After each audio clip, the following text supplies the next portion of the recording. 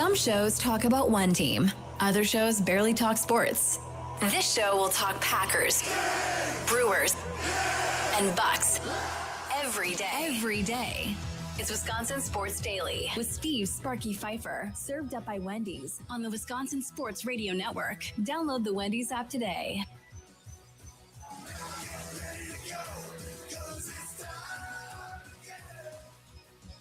Welcome in. How are we doing here on a Tuesday as we broadcast live from Wisconsin Sports Radio Network studios, powered by the Potawatomi Sportsbook. Steve Sparky Pfeiffer. Charlie Usen is here as well. Guest-free show, baby. Guest-free. Lots and lots of room for you all to participate on the phones, which I always do appreciate if y'all want to chit-chat as we go through the topics throughout the day today. We got some Packers. We got something from Inside Wisconsin Sports this morning. They were talking, Trevor and Josh, were talking about retiring numbers and so forth, and they got into something that probably should be discussed a little bit further from them where they took it.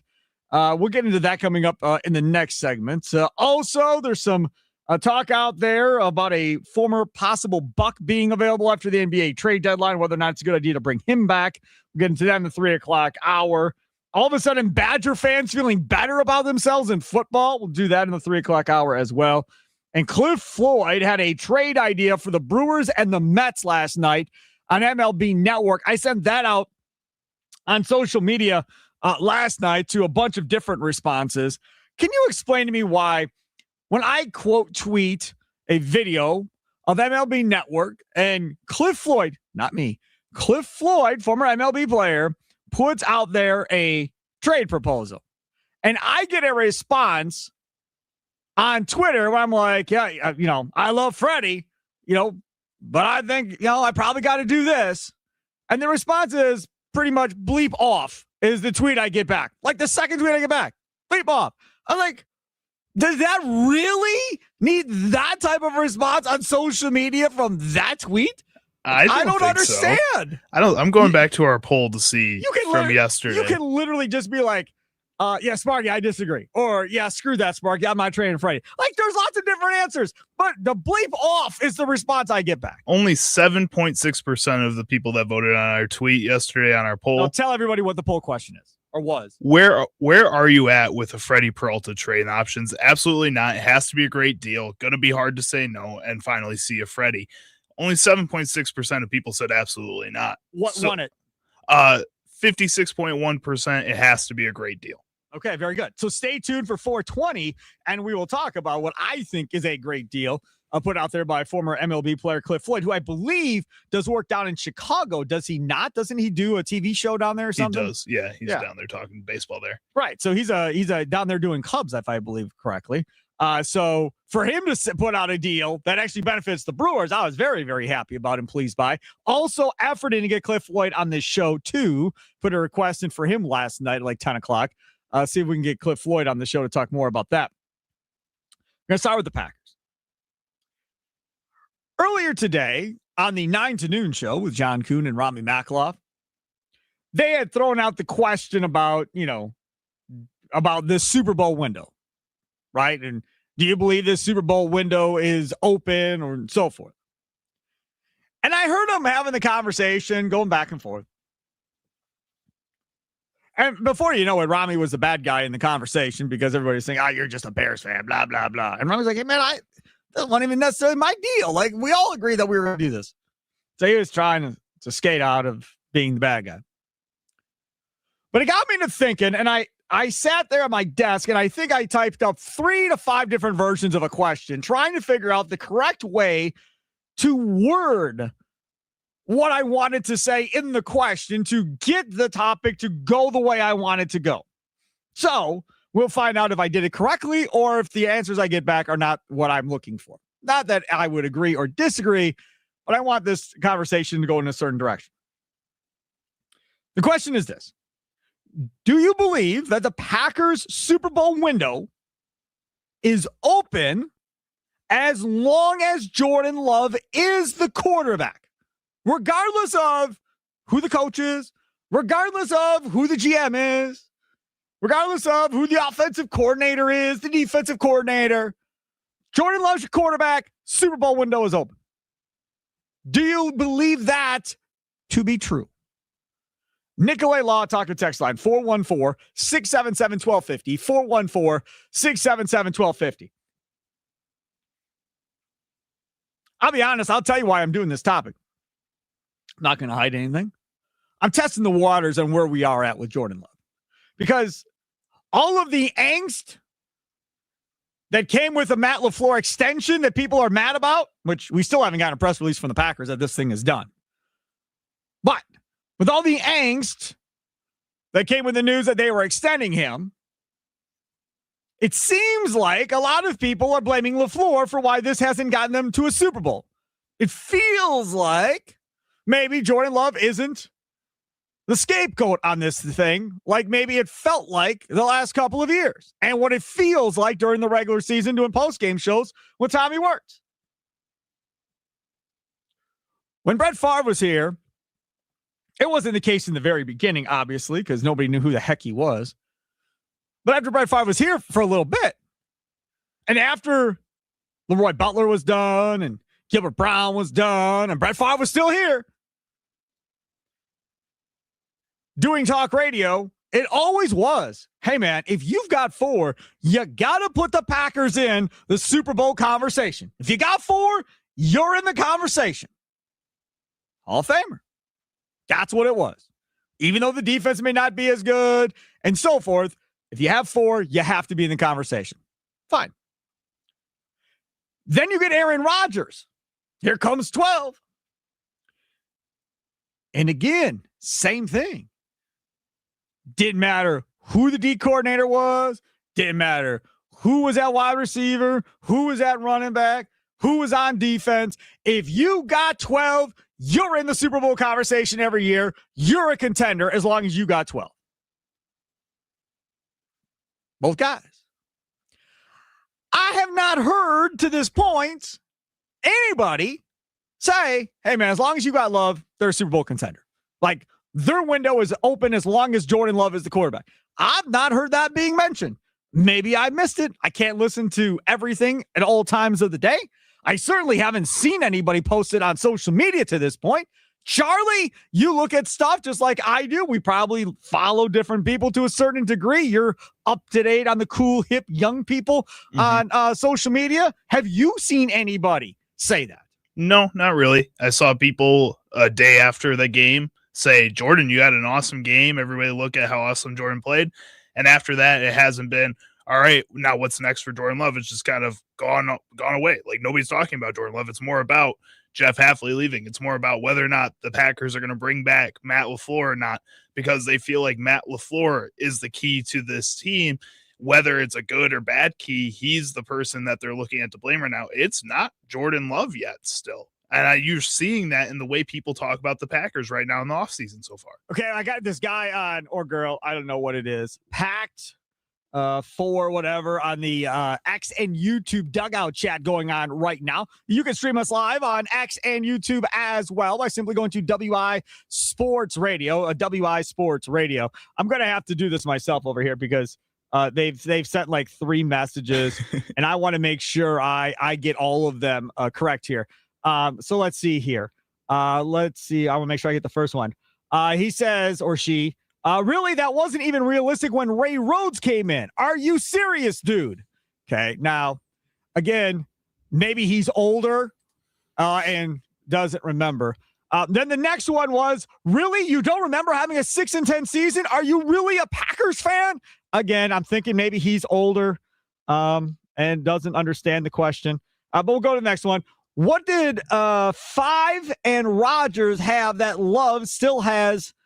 I can't even read that one. I think he means what did Favre and Rodgers have that Love still has not been granted? A number 1 dominant wide receiver. Okay, so let's go back to the first one and the second one. And again, older, don't remember. I'm old. I don't remember a lot of things. Charlie will tell you that all the time. Yeah. But I've been doing this for a very long time and have been affiliated with sports talk shows for a very long time. Nobody said after Holmgren left and Rhodes came in, well, Rhodes is in charge. There goes the Super Bowl chances. It's all done for the Packers. Nobody said they weren't a Super Bowl contender going into the first year of Ray Rhodes. I promise you. And when Ray Rhodes' season ended at 500, not 4-12, nothing else, 500 1 year, gets canned for being 500 for 1 year. Still crazy to this point. I understand of why it happened, but still crazy. So 8-8 gets fired. Nobody said before that year they weren't a Super Bowl contender. And I'm telling you right now, the only time that I can remember since Favre got going right before that Super Bowl year till now, where you've gone into a year and go, they're not a Super Bowl contender, was Jordan Love's first year. That was the last time where you looked at the Packers and said, probably not going to be a Super Bowl contender in the NFC because nobody thought they were going to be any good. Love hadn't started a game. They're super young on offense. Like, it's going to be a mess, and they're just going to have to figure it out. Bears fans were celebrating the end of the Packers. It was all over. And then they went to the playoffs. And then last year, you started hearing the things of, oh, boy, they won a playoff game last year. They're going to take another step this year. And then this year, you heard the same thing. Micah Parsons, Super Bowl contender. So, again, from Favre probably to the year before they went to the thing, all the way till now, outside of Love's first year as a starter, and maybe Rodgers' first year as a starter because you didn't know what was going on there, this team was considered to be a Super Bowl contender year in and year out. I'm not talking about what the end result was every year. Yes, they had years where they weren't as good as what everybody thought. But going in, as long as you had those two quarterbacks, that was the deal.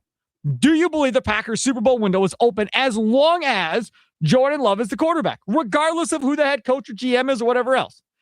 Now, to his last point or her last point on YouTube saying he doesn't have a dominant number one wide receiver, that being Jordan Love. You're correct. I believe Christian Watson has every opportunity to be that person if Matt LaFleur and Jordan Love decide to go down that well. But to this point, they have not. Roger in Cudahy, you're first up on Wisconsin Sports Daily, served up by Wendy's. What's up, Roger? Hey, Sparky.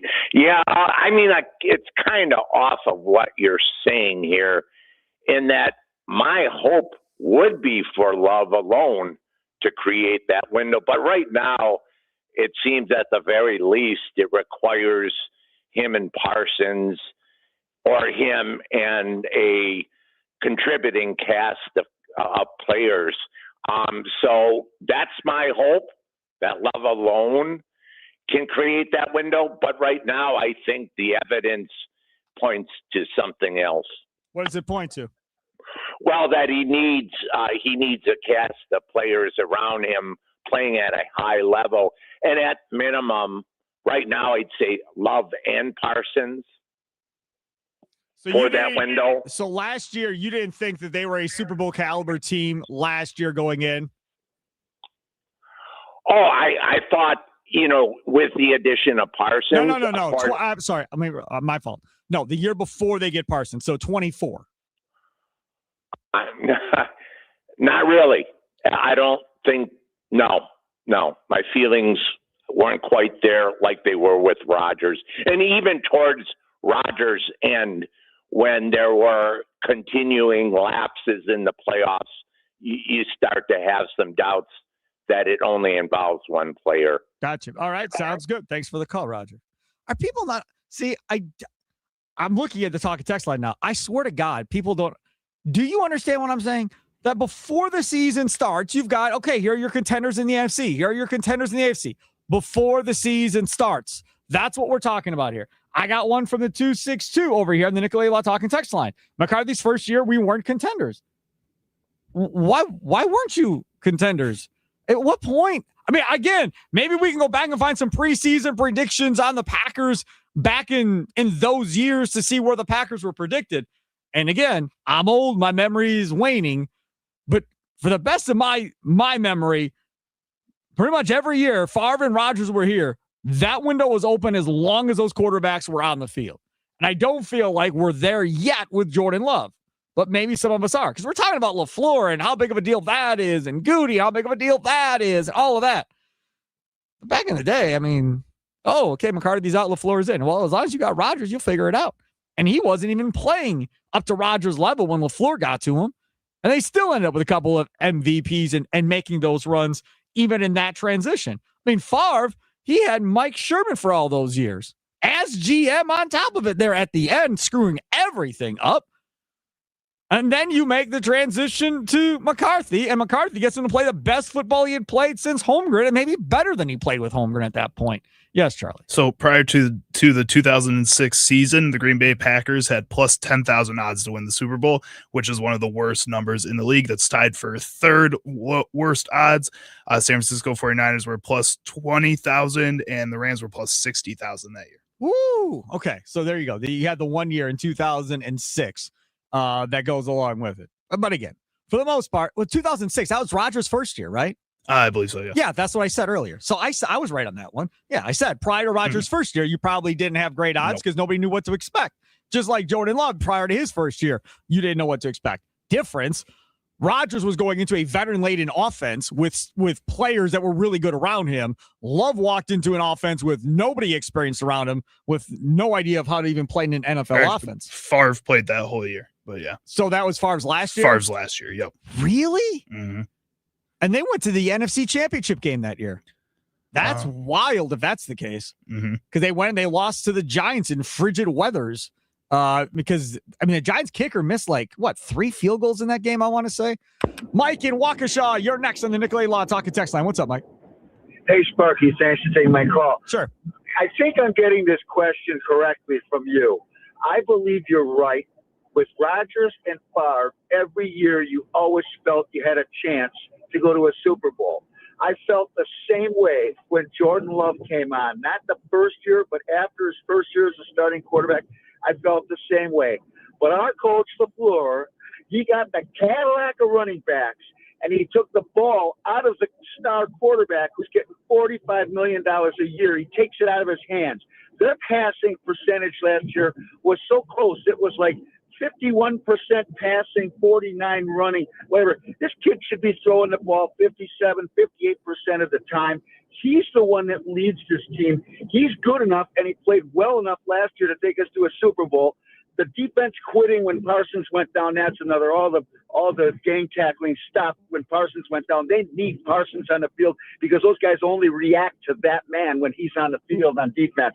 But I'm saying that I truly believe Jordan Love is good enough to take this team to a Super Bowl, and every year we should be at the doorstep, not losing in the first round and not finishing 7th. Look at it, Sparky. The first 3 years LaFleur was here, he had 13 wins, right? Or was there 1 year it was only 12? But it was 13, I thought. And what did he have? He had Aaron Rodgers and a passing offense. For what ungodly reason this man decided he wanted to turn this into a rushing offense. He's taking the ball out of Jordan's hands, and Jordan can't be. Nobody can look at him like, yeah, he can win us the Super Bowl because he has no control anymore. Thanks for taking my call. Awesome. Thanks for the call. I appreciate it. Going back, and the Jordan Love thing, as far as having him throw the football more, maybe you'll get to that point. But they have to understand who Matt LaFleur is. I don't think Matt LaFleur is going to change. I mean, let's add policy before he gives him the extension. Says, hey, man, I want to pass more than we run. I just think from Matt LaFleur's perspective, he wants it to be balanced. That's where he wants it to be. Now, maybe we'll get to that point where he lets it open it up for Jordan Love. We'll see. So, all right. So going back here, talking text line's blowing up. So the NFC Conference Championship game where they went with the Giants, that was the January of 2008. Favre's last year was the 2007 into 08 season. So I wanted to see what they were the year prior to what you're talking about. So they were 4-12 in 2005. That was Mike Sherman's last year. And then McCarthy's first year going into that year was the year where they're not going to be that good. And they went 8-8 that year and finished second in the division. Following that with a 13-3 year that year, and then went and lost in the conference championship game that next year. So yeah, okay. So you legitimately have that year for sure where you could point at 4-12. I mean, my God, 4-12. That was the first time they were 4-12 since 1991. That 2005 season. Remember, they fired Sherman there at the end That was a Ted Thompson decision, and then made the move to go to Mike McCarthy. Kind of surprisingly, again, just looking back at the stat line, just as somebody that was 5 years old when this happened, Brett Favre, how was he the starting quarterback the next season? He had 20 touchdowns and 29 interceptions. Buddy, he was 36 years old. If you look at his numbers, man, there's going to be a lot of years where you're going to be like, what the heck is going on? But that's who that dude was. Yeah, he could throw a lot of touchdowns, but he also could end up being one of those guys that cost you games. He cost the Packers a lot of games. James in Bayview, you're next on Wisconsin Sports Daily, served up by Wendy's. What's up, James? Hey, Sparky, thanks for taking my call. My thing is this, time and time again, whether it was with Favre or Aaron Rodgers, they pretty much carried the team on their back. And my thing is with Jordan Love, he hasn't done that. Like, take for instance, Parsons. Yeah. He could pretty much carry the defense on his back. I'm not feeling the same way. I mean, you could even see that with like someone like Josh Allen, or even you could even say that with Caleb Williams, where they take the team on their back and they can actually win it. Well, by themselves. Both of those guys lost games in the playoffs this year because of interceptions. Allen and Caleb Williams. But you still feel good about your chances having those guys as your quarterback. I'm not getting the same vibe with Jordan Love. Yeah, he can win games, but he hasn't proved where he can actually win the game by himself or carry the team on his back. And until he does, then, I'm not getting that same vibe like I got with Aaron Rodgers and Brett Favre. Okay, James. Yeah. All right, very good. Thanks for the call. Again, everybody's got their opinion on this thing. We may disagree, but everybody's got their opinion. But if you look at Josh Allen, with all due respect to Josh Allen, that dude for the first few years of his career was getting all kinds of praise and stuff, and he was turning the ball over at an alarming rate. Then he finally cut down on the interceptions here in the last year or two, and started having, feeling better about it. But if we're being honest, he got McDermott fired. I mean, if we're being straight up honest here, McDermott had a Hall of Fame quarterback, because you're going to have to give credit to McDermott for helping develop him, right? I mean, Brian Dable obviously was there too. McDermott's a defensive guy. But either way, he was the head coach. This isn't like LaFleur, who came in at the end of one career, revitalized Rodgers, who was not the same dude, back into a Hall of Fame type player and back up to an MVP level under LaFleur, then gets stuck with the transition of a dude sitting there for 3 years, having to replace a Hall of Fame quarterback with the youngest position group on offense I think the NFL's ever seen, having to go out there and play with this cat. They still go to the playoffs and have an unbelievable run that year. And now he's trying to build it up. By the way, third straight year youngest roster in the National Football League and still having to do it. You can argue this is about as impressive as anything you've seen from a head coach. McDermott had 9 years of the same dude at quarterback and couldn't get him to a Super Bowl. LaFleur hasn't had 9 straight years of Jordan Love and said, okay, I can't get him to the Super Bowl. Yes, you could say his playoff record isn't good. Fine, fair enough. I could sit there and argue with you about that. No doubt. It's not good enough, and it has to be better than that. But that's why I asked the question about Jordan Love. Is this window open as long as Jordan Love is here? So if they fire Matt LaFleur in 2 years, and now they bring in Coach X, are we still going, that doesn't matter, LaFleur's gone. Super Bowl's still open. We got Love, right? We're still good. Is that going to be the mantra? Or is it going to be, oh, man, I hope Love doesn't regress now with Matt LaFleur? That's kind of how it feels right. Again, I get what that last caller was saying to some degree. And what I was talking about with the way the media is talking about Jordan Love's game, again, they were like, that was a great game. And then it was immediately talk about other things with the Packers. Since the Bears have lost, since the Bills have lost, the conversation has been how good those quarterbacks played or how bad those quarterbacks played, and whether or not that is going to change their Super Bowl odds moving forward here. And I think in Josh Allen's defense a little bit, I would say more Brandon Beane got Sean McDermott fired, their GM. He got promoted to president. It was crazy. I have no idea what the Bills are doing. He should have been fired long before McDermott got fired in that whole situation. Got promoted. Nicolay Law talking text like contradictory say Windows created with Love, but they can't win without Parsons. I don't believe I said that. Maybe a caller did, but no. I mean, The previous year, they were supposed to go farther than they did the first year with Jordan Love. They won their first game. They lost in San Francisco, a game they were into the end. Again, kicker missing a field goal in that game, and they had every opportunity to win that game. So, yeah, you expected to go farther last year. And yes, Hafley deserves a lot of credit for the defense and how well they played with Kenny Clark, without Micah Parsons, and they were still able to be in that position.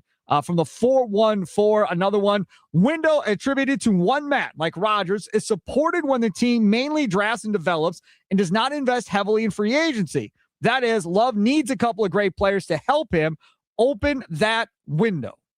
Okay. Now, if we want to go that way, we can. I think you can argue that Ted did a better job of drafting, and the coaching staff with McCarthy did a hell of a lot better job of developing players than LaFleur's coaching staff has developed. And if you don't believe me, you can go read Pete Doherty's piece today talking about the lack of development. And the last time we had Pete Doherty on, do you remember I asked him point blank, like, who has gotten better in the last 3 years since Love got in here? Like, what wide receivers have taken a big step? Like, who has taken steps? You're like, they've coached that kid up and he's a lot better. Like, there just aren't a lot of those guys where when you go back to the McCarthy years, Driver was a 7th round pick. They developed him into a stud. Jordy Nelson was a 2nd round pick. They developed him into a stud. Greg Jennings, all these cats that weren't ones, they developed them all up. Jermichael Finley was, 3-4 rounds into that draft out of Texas. They developed him up. So they developed so many guys. Offensive linemen developed all those guys up because they weren't spending a bunch of 1st round picks on offensive linemen ever. And they were able to do that. So part is GM and drafting the right guys. The other part is the coaching staff having teachers to get guys better in a system that works for them. If you want to be critical of LaFleur, and you can be, that's an area where they must get better with whoever ends up on this coaching staff. Well, and that's completely fair. It feels like the Packers have made a lot of good players. They've created a lot of good players, but they haven't created really any great players yet outside of Jordan Love. And he was a 1st round pick who you expected to come in and take over that mantle that was left by an Aaron Rodgers and Brett Favre before him. He was supposed to come in and still be a great quarterback eventually. So he doesn't really even count. Outside of that, they've made a lot of good players and they seem content with that. They give those guys the contract extensions. They allow these players to stay on the field maybe longer than they deserve.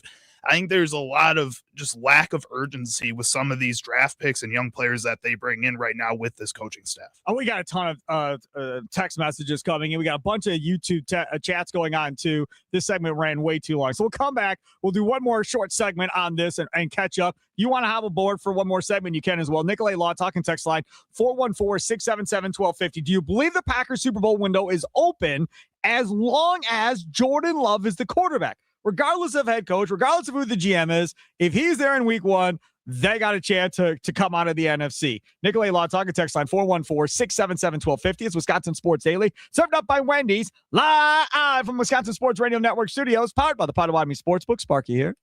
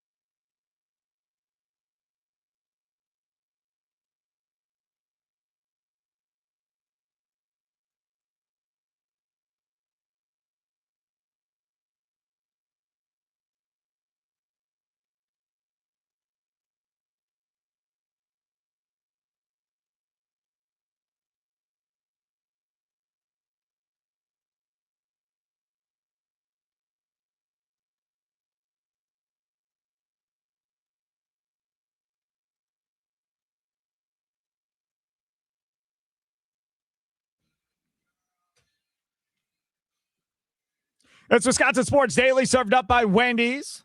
Sparky here. How you doing? Hope all is well on your Tuesday.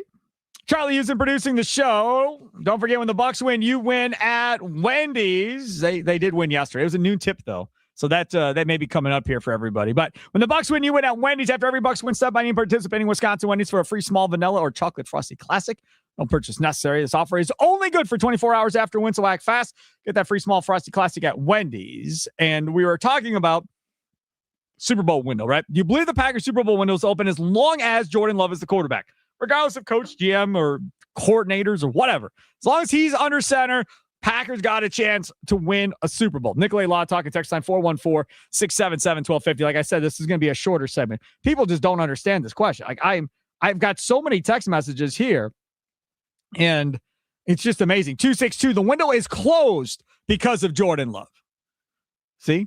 So you still have a couple of people out there that just don't like Jordan Love and don't think they'll ever win with Jordan Love. And that's just, like I said, I'm putting my toe in the water to kind of see where everybody's at in this thing. From Peter in Milwaukee, I believe the Packers can win a Super Bowl with Jordan Love, not necessarily because of him. I saw Aaron Rodgers and Brett Favre before him literally put the team on their back and carry them to victory.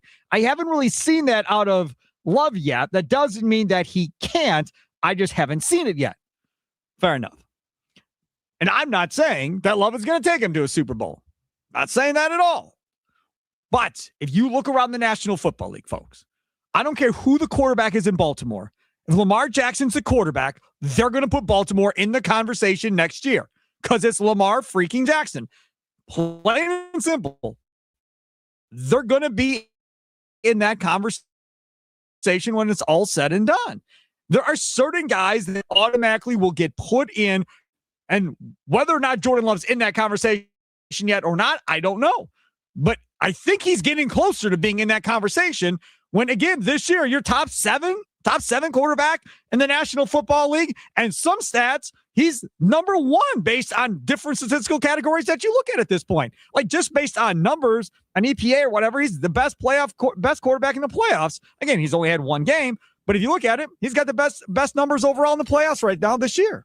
He does. But I also feel like his perception right now, in my mind, the way I'm seeing people talk about him, is closer to a Dak Prescott than it is a Lamar Jackson, in the sense that I think both those guys are great quarterbacks and are consistently in like MVP discussions, but people don't talk about the Dallas Cowboys as Super Bowl contenders because of a Dak Prescott.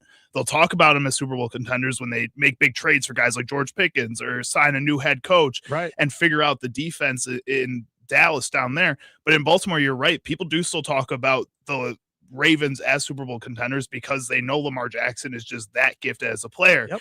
But that, and whoever the next quarterback coach is in Buffalo, they're going to say the same thing because of Josh Allen, regardless. There's something that those guys have that maybe a Dak Prescott doesn't have, that Jordan Love did. They have MVPs at least. You get that recognition, that league-wide recognition. So it's either a Super Bowl or an MVP that I think keeps you in that discussion. And Jordan Love is still just so early in his career that it's going to take some time to get to that point. 262, just pushing back a little here on the premise that Favre was always a Super Bowl contender. A few years before Big Mike came to town, Brett was trash. Obviously fun to watch, but his interception TD ratio was far from championship level. Yes. Well, I mean, for the most part, that was his career. So, I mean, if you go back, let's see, you go back 1, 2, 3, 4, 5 years, let's say, on before McCarthy got there, they were 12-4 and won the division, 12-4 and won the division, 10-6 and won the division, 10-6 and won the division, and then they had that 4-12 year before McCarthy got there.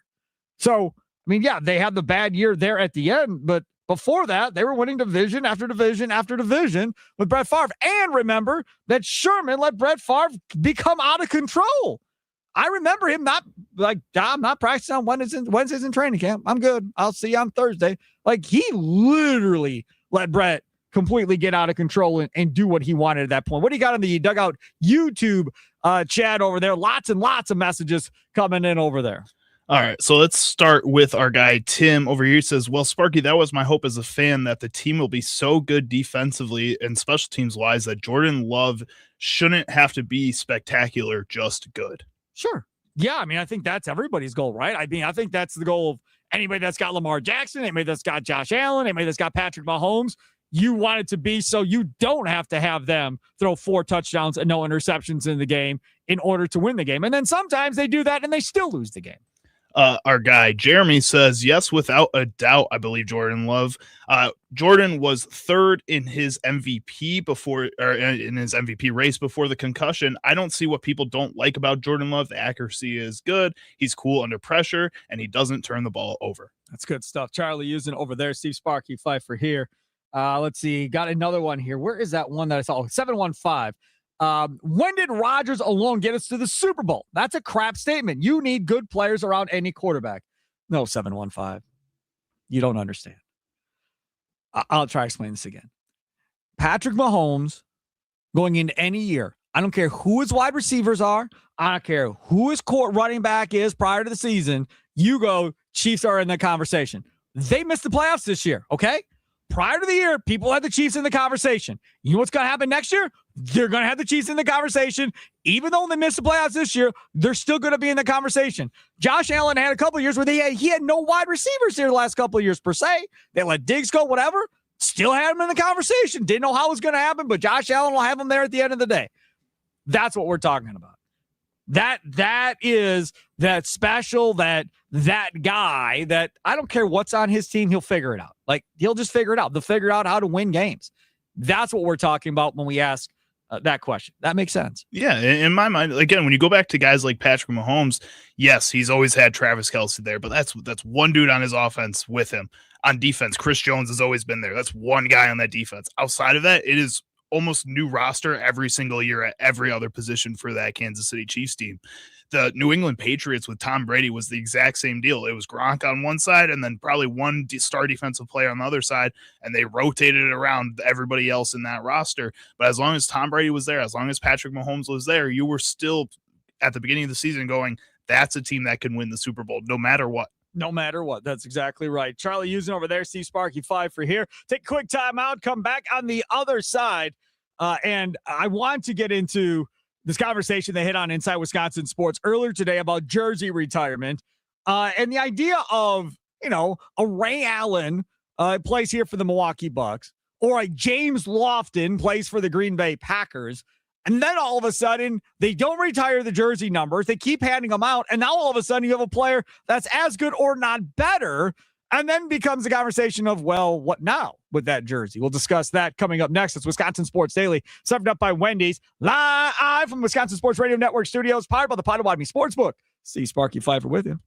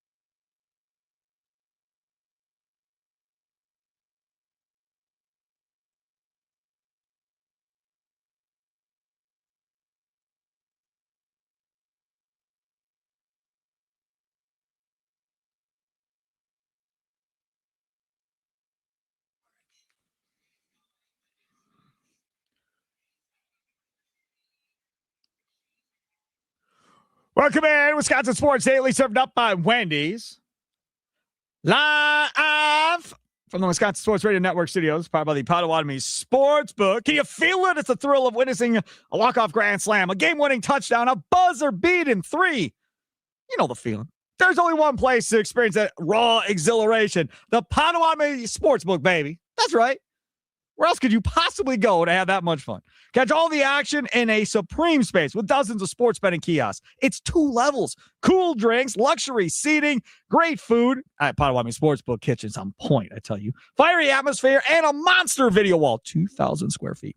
Only at the Potawatomi Sportsbook. More info online. Must be 21 years or older to enter the casino. Again, check them out today, Potawatomi.com. I want to play this to you from earlier today. Josh Albrecht, Trevor Thomas, Inside Wisconsin Sports, weekday morning, 6 to 9 here on the Wisconsin Sports Radio Network. Check it out. Giannis took number 34, which was Ray Allen's number. We're wondering, what other numbers do you hope that never happens to? And are you annoyed at all that Giannis took Ray Allen's number? This comes from a post a while back where Giannis and Thanasis, I believe, were being interviewed. And Giannis said that some people were mad he decided to wear number 34 after he got drafted. Giannis says, when I came to the Bucks and I took number 34, I had no idea Ray Allen wore it before me. And a lot of people were mad about it. Thanasis goes on to say, they were mad about it? Giannis goes, yeah, like, who is this Greek kid? Well, turns out it's Giannis Antetokounmpo. Yeah. And everything's going to be all right. But does that bother us as Wisconsin sports fans when a number that we believe should have been retired or at least packed away for future retirement and all of a sudden shows up on somebody else's body?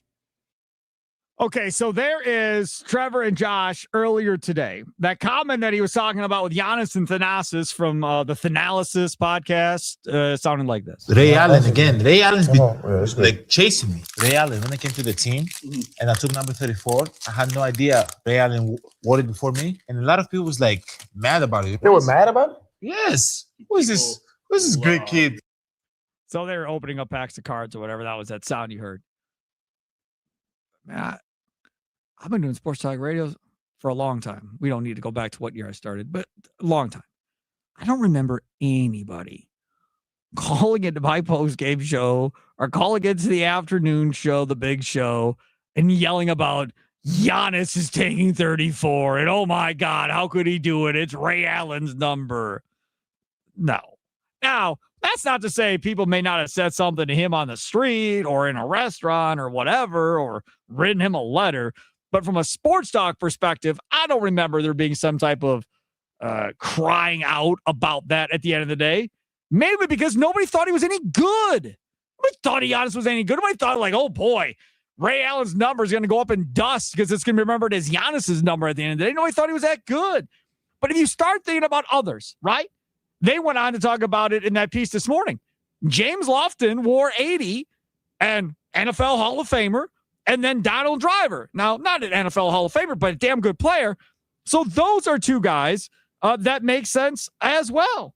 And then you start thinking about some of the other guys that were in that same vein of having the same numbers and so forth. Just some of the other ones that I have here. Melo and the Joker in Denver. What are they going to do there? They're going to have the same situation as Giannis and Ray Allen as far as how they handle the retirement of those numbers. Drew Pearson, Hall of Famer, and Michael Irvin, same number.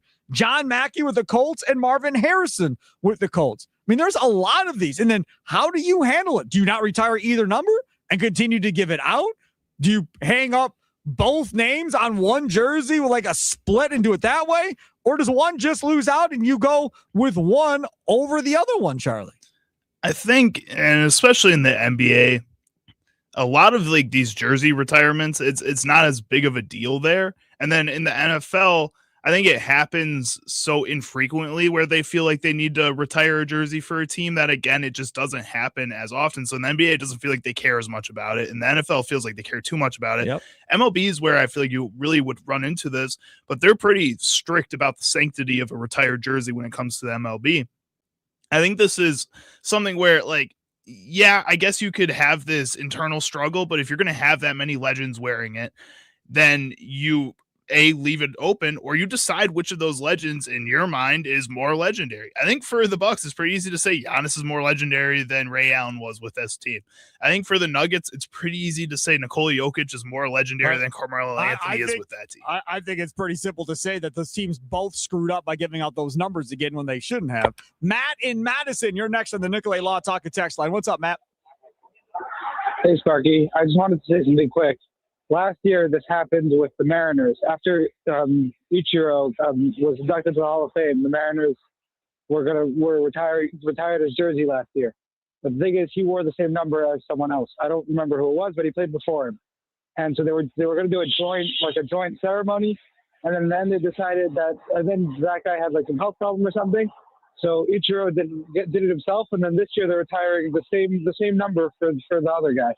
So they're essentially going to have. Wait, hold on. Let me understand this. So you're saying Randy Johnson, obviously Hall of Fame pitcher. So they're going to have two jerseys hanging up in Seattle with both of their names on it.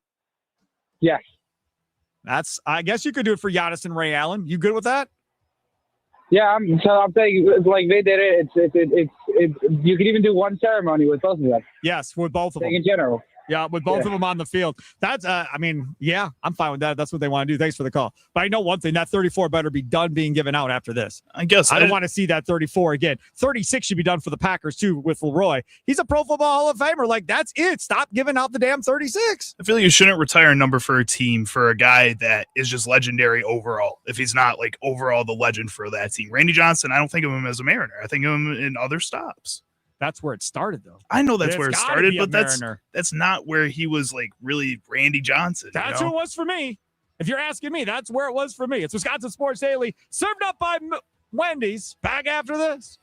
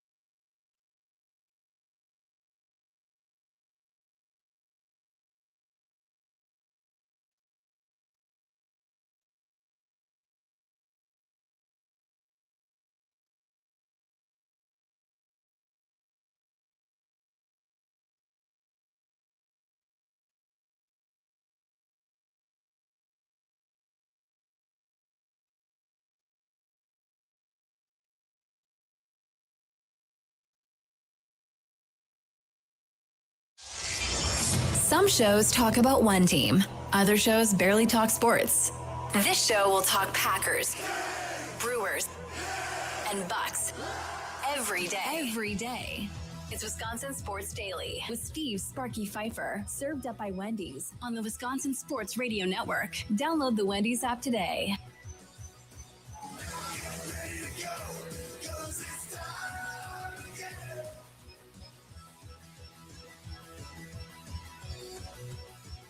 Welcome in as we broadcast live from the Wisconsin Sports Radio Network studios, powered by the Potawatomi Sportsbook. Steve Sparky, Pfeiffer, Charlie Usen over there. Tell your friends, tell your family you want to listen to this show each and every day from 2 to 5 in the afternoon. We try to talk Bucks, Brewers, and Packers. Most days we try to fit them in. Packer season, obviously more heavy Packers. I'm not an idiot. But the rest of the year, we try and fit all of them in one way or the other. So we've already talked Packers. We talked about these retiring numbers situation that was brought up this morning on Inside Wisconsin Sports with Trevor Thomas and Josh Albrecht. Listen to them around the state from 6 to 9 in the morning. WNFL in Green Bay, 99.7 FM, Green Bay, Appleton area. Wausau, 93.9 The Game. Duluth, Superior, 710 The Game. And in Milwaukee on 1250 AM and 105.7 FM, The Fan as well.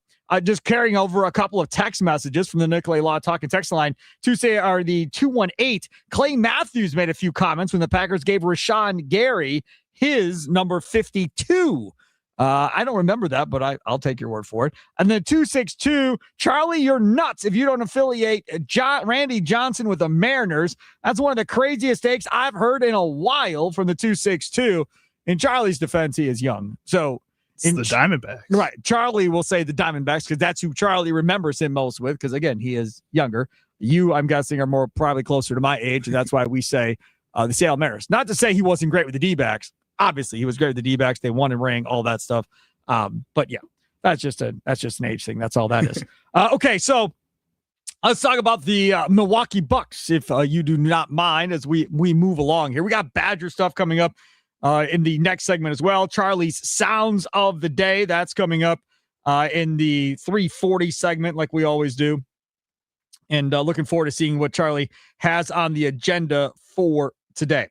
So this one here got brought up in passing by Rami Makloff earlier today on the 9 to noon show with John Kuhn and Rami Makloff.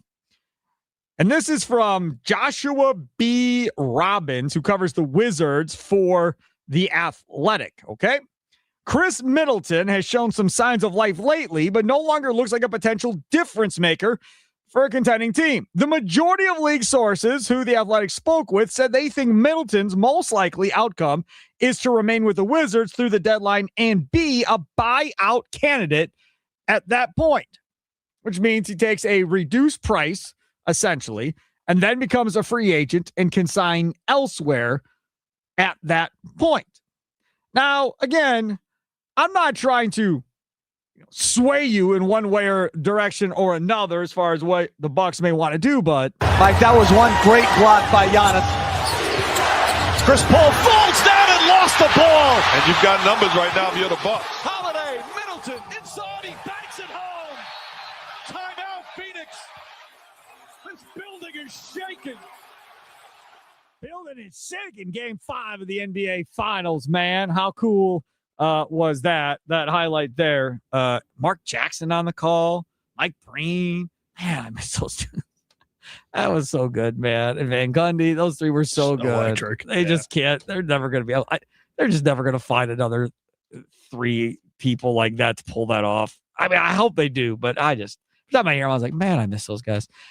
So that is one of the reasons why maybe you start thinking about it. Now, is Middleton going to come back and be something where he's going to come back and average 20? Probably not. No, he's probably not going to average 20.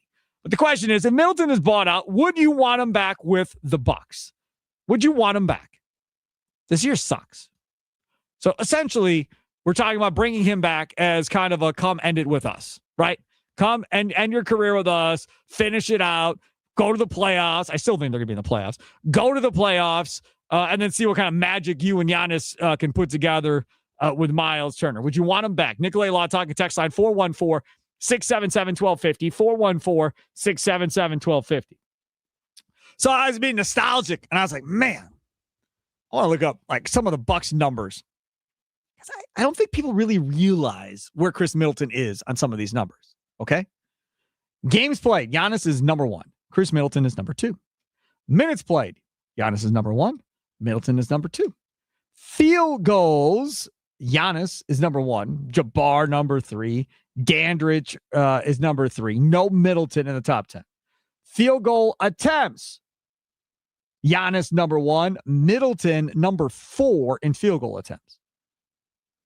Okay, fine. 2-point field goals, Giannis is number 1. 2-point field goal attempts, Giannis is number 1. No Chris Middleton there. 3-point field goals, Chris Middleton is number 1 by over 300 more than Ray Allen and Michael Redd. So Middleton, all-time 3-point field goal maker. 3-point field goal attempts, Chris Middleton, number 1 there as well. Again, these are pretty impressive. Free throws made, Giannis is 1. Chris Middleton is number 6 in that category. And you start looking around at some of the other numbers and where Chris Middleton may or may not fit in. But if you think about it, he's got his name all over the Bucks record books, all over it.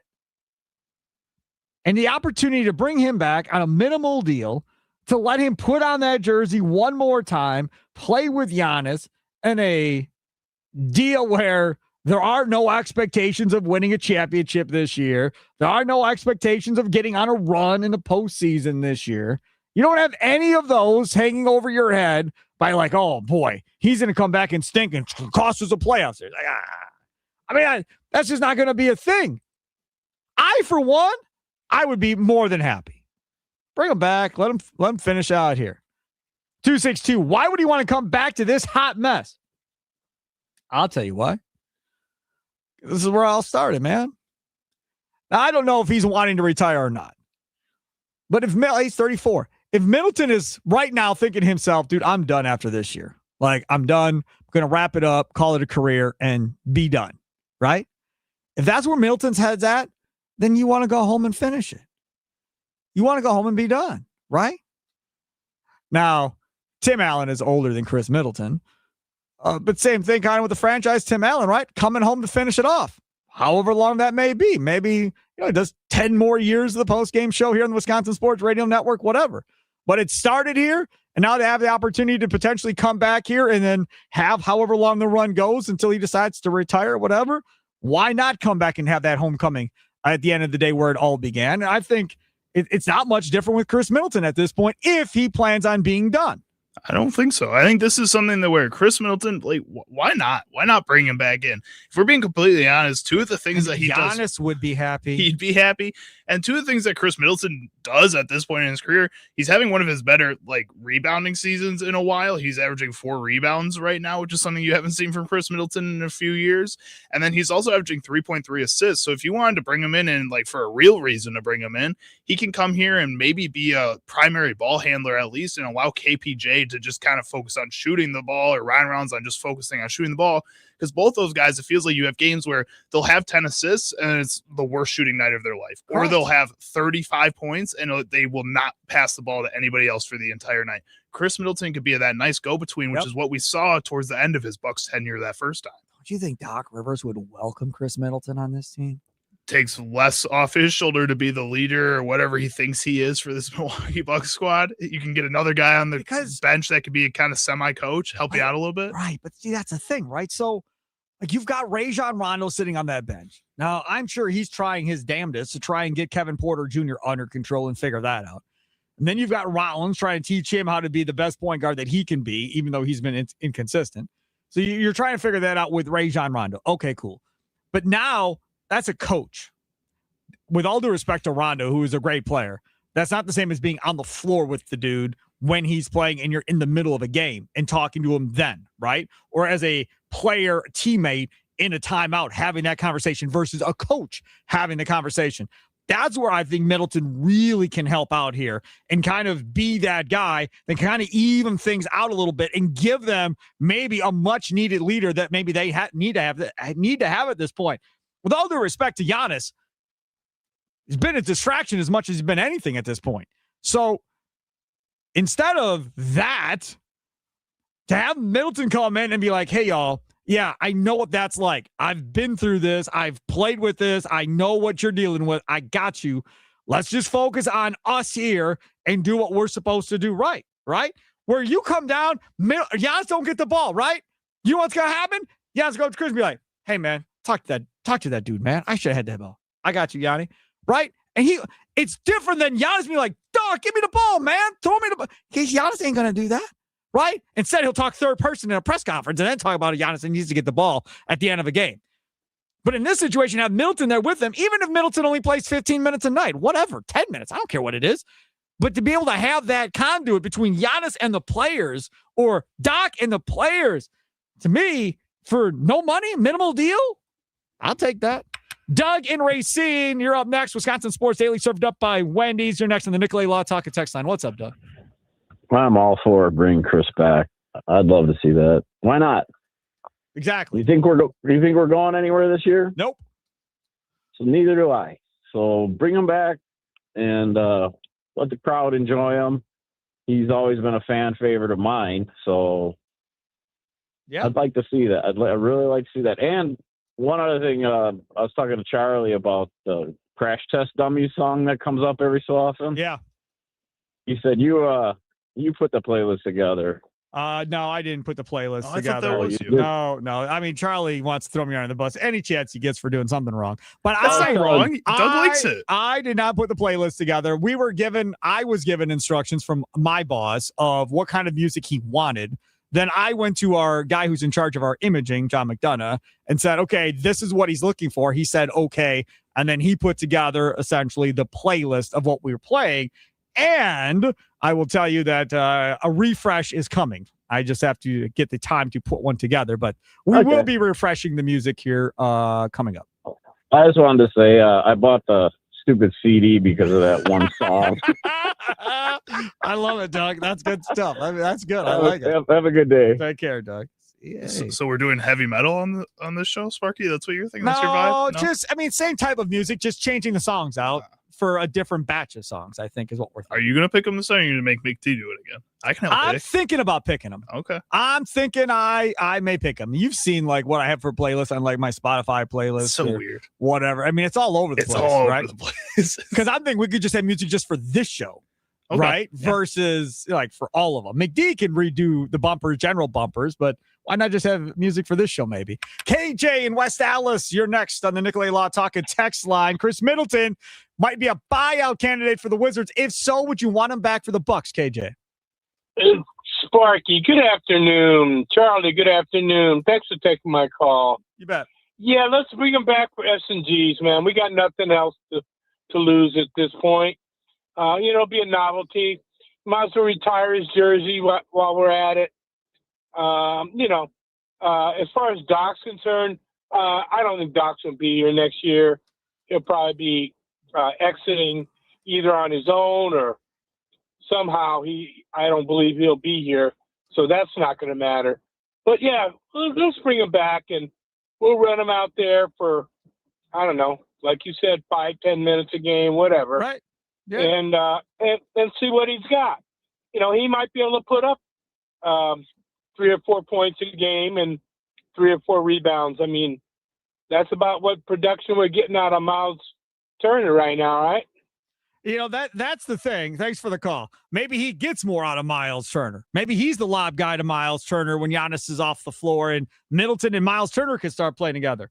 Now, before I make JB in the 920 mad with what I'm about to say based off of what KJ just said about Doc Rivers, let me read you a couple of ones coming in from JB in the 920. He says, fire Doc Rivers and hire Chris Middleton as a player coach. And then he's like, yeah, I say that tongue in cheek, but I also don't think Doc couldn't coach his way out of a wet, crushed beverage cup at Summerfest at this point. Middleton might be slow on defense with his bad ankles, but he puts it all on the line in the playoffs. His clutch shooting makes up for it. That comes from the 715. JB then chimes back in. He knows spacing exceptionally well, which is much needed. JB in the 920 with that one. Agreed. He does know spacing exceptionally well. Like I said, he could be an assistant coach on the floor. Let's see. Got one from the 920. Got Chris for nothing from Detroit for Tony Snell. Then get him again for nothing as a buyout. That's a good double dip, JB in the 920. That's not true. No. You got Middleton in the Brandon Jennings trade. That's when you got Middleton. So Middleton came in that Jennings deal because that was the only salary literally on the Pistons roster that would work coming back the other way. That was the only reason it happened. Because I talked to John Hammond about it, and he's like, Joe Dumars did not want to give up Chris Middleton, but it was the only salary that would make the trade work. And he's like, fine. Might as well. So they did it, and Middleton was the best player in that whole trade at the end of the day. I want to just touch on Doc Rivers real quick. Because like Matt LaFleur, everybody wants him fired too. Okay, fine. And I can understand to a degree. I understand more of the Doc Rivers fire Doc. I understand that far more, okay? I can't really defend Doc as well as I feel like I can try and defend LaFleur a little bit more based on history. Well, let me just throw something out there, and maybe we'll make this a topic at some point, but why would you fire him? If you are the Bucks ownership, and I know they got more money than God, so I understand money's not an issue for this ownership group, unlike the Brewers. But just hear me out for a second. If you think Giannis leaves on a player option after next year, if as an ownership group you feel like there is a possibility that could occur, and maybe it's a decent possibility that it could occur, but you're not trading him, and he's going to be here through next year and all of that, why would you fire Doc, pay Doc for a couple more years, bring in a new cat, then whoever that is then becomes in jeopardy? Because if Giannis leaves, do you really want to be paying X for that guy when you're not going to be good and you're going to have to go through a rebuild? Do you really want to be in that situation? I hearken back to Joe Dumars. They have Rick Carlisle. They're winning 50 games every year. They can't get over the hump. He cans Carlisle. He brings in Larry Brown. Larry Brown wins a championship. And then after that, slowly it fades off. When he moves on from Larry Brown and the rebuild begins, Joe Dumars flat out says in a press conference, hey, man, we're going to rebuild this thing. I'm not spending a ton of money on a coach right now, right? We're going to go with somebody else. We're going to go with somebody different. That's the correct way to do this if you're the Milwaukee Bucks as well. If you're going to go into a rebuild, why in the world do you want to be paying essentially 3 coaches again to rebuild something? You're better off just letting Doc sit there through next year, and then if Giannis walks, great. Now, if Giannis signs an extension and says, hey, man, I'm here for 5, okay, then by all means, move from Doc, go get another name head coach that you think is better than Doc, and bring that person in here to be the head coach. But again, if you feel like there's a good chance he might walk on a player option, I just, as an owner, I don't want to pay Doc a couple more years, then spend a bunch of money, because it's not going to be somebody cheap, a bunch of money to bring somebody else in here to run this thing, and then essentially move on from them probably because they're not going to want to coach a rebuild. Well, and I think that's what makes it so hard for the Bucks in this decision too, is you talk about those Pistons teams. I think by the time they were ready to move on, that team was not the same type of competitive squad that it was. I think you could say the same thing about the Raptors, who went with that same exact formula. Dwayne Casey was getting them to that point, and he just wasn't getting them over the hump. So they fired him, hired Nick Nurse for the lot of money, and just let him coach that team to the championship. And then it slowly faded out. And now they have a no-name guy there essentially running that team because it's a lot cheaper to do that. I think the Bucks are also a little too late to do that. They went through two head coaches now since Budenholzer, since that point. And Budenholzer was the coach that did get you to that point too. So it's a little bit of a different scenario timeline-wise than those other teams. And then those other teams didn't still have a Giannis hanging around that's saying that he wants to win championships still and that he's with this team as long as they want him to be with this team. That changes the uncertainty of what your future is. Those other two teams had clear directions for what their future is going to be because of the talent that was on the court. The Bucks still have one of the most talented pieces in all of NBA history. And that makes it so hard to decide whether or not you want to take that route and whether or not you want to move on from Doc Rivers and take that gamble again. There just has to be real honest conversations that have to occur at some point. And maybe they already have, right? Maybe the Bucks know exactly what the plan is here from Giannis's agents of what their idea is. Like, yes, he's publicly never going to ask for a trade. But as agents, we may encourage you to trade him off the record, right? And B, if you aren't going to trade him, then that is what it is. But we are leaving on our player option when that is up, just so you're aware now. If you want to play this out and lose him for nothing, fine. Like, that's up to you. You guys are doing your thing. But I'm telling you, as his agent, we're going to roll when we get this player option. Now, again, I started laughing last night. Want to know why I was laughing last night? Not at your Hurricanes. I was laughing last night because who was getting booed? The New York Knicks getting booed in the Garden. Karl-Anthony Towns saying he was okay with it, too. That was interesting. So, Giannis, they boo you in New York, buddy. I don't know. You may not want to go there. They boo their home team in New York. You may not like that. And you don't have records all over the place in New York and the Knicks and the Garden and all that fun stuff. I just was laughing because it's like, dude, every home team gets booed if they suck. And the Knicks don't suck. Like, they haven't been playing well for about a month, but they're not like at the bottom, right? Like the Bucks are at this point. And Knicks fans get tired of it. Like, okay, this is enough. Like, you're better than this. You should be playing better than this as well. I saw NBA jersey sales just came out. Giannis is 13th. And if you take that, there's another one that says top NBA merchandise sales. So it could be like socks, jackets, hats with the name on it or whatever else. Giannis not even in the top 10 for NBA merchandise. That's interesting. The merchandise is a little strange. The jersey, I guess I kind of get because the Bucks haven't come out with like any new cool jerseys recently that like I think people were excited to go and buy. And because of that, Giannis just hasn't had a lot of new jerseys like some of these other players when they switch teams or something like that. Brunson is third. Yeah, that's crazy too. That's still nuts. But what also makes that interesting is Giannis finished first in the fan voting for the NBA All-Star starters because he's one of the starters in that group of 5. Again, still weird. I don't think he cares at all. But he was the number 1 in fan voting. So they're voting for him there. They're still hyping him up there, but not in the jersey sales. Huh. It's interesting. Yeah, I saw it today. Got an email today. I was like, oh, I didn't expect to see that. But I understand people be like, oh, I got 6 Giannis jerseys. I'm not buying a 7th or whatever. I get it. But you're talking about global sales too. This isn't just in Milwaukee is the only people buying Giannis's jersey. They buy this dude's jersey all over the freaking world at this point. Well, and that's why when you talk about, again, the Dodgers and you get Shohei Ohtani, well, guess what? That jersey's selling all over the world for Shohei Ohtani. The Brewers don't have that guy that is having international sales at this point. Well, and with Giannis too, I think the other thing I've noticed a lot more recently is a lot more people wearing his international jersey, and that being a lot more popular of a buy and get lately with Giannis. But that doesn't count for the Bucks sales. No, it doesn't. No. And I think Shohei, people are still buying the Dodgers stuff, not really buying his Japan jersey or anything. Yep, absolutely right. All right, take a quick time out. Come back on the other side. The national championship game was last night. Indiana and Miami.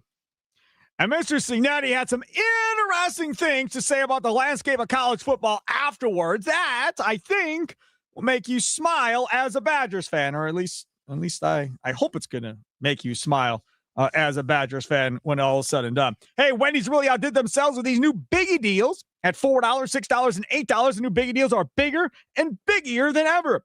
If you're feeling something snacky, you can get the $4 biggie bites. Feeling something medium? Get yourself a $6 biggie bag with the Junior Bacon Cheeseburger. If you want to go full biggie, you can get the $8 biggie bundle with your choice of 2 sandwiches, a small soft drink, and a junior fry. The choice is yours for a pretty biggie deal. It's got to be Wendy's. It's Wisconsin Sports Daily, served up by Wendy's, live from the Wisconsin Sports Radio Network studios, powered by the Potawatomi Sportsbook. Sparky here.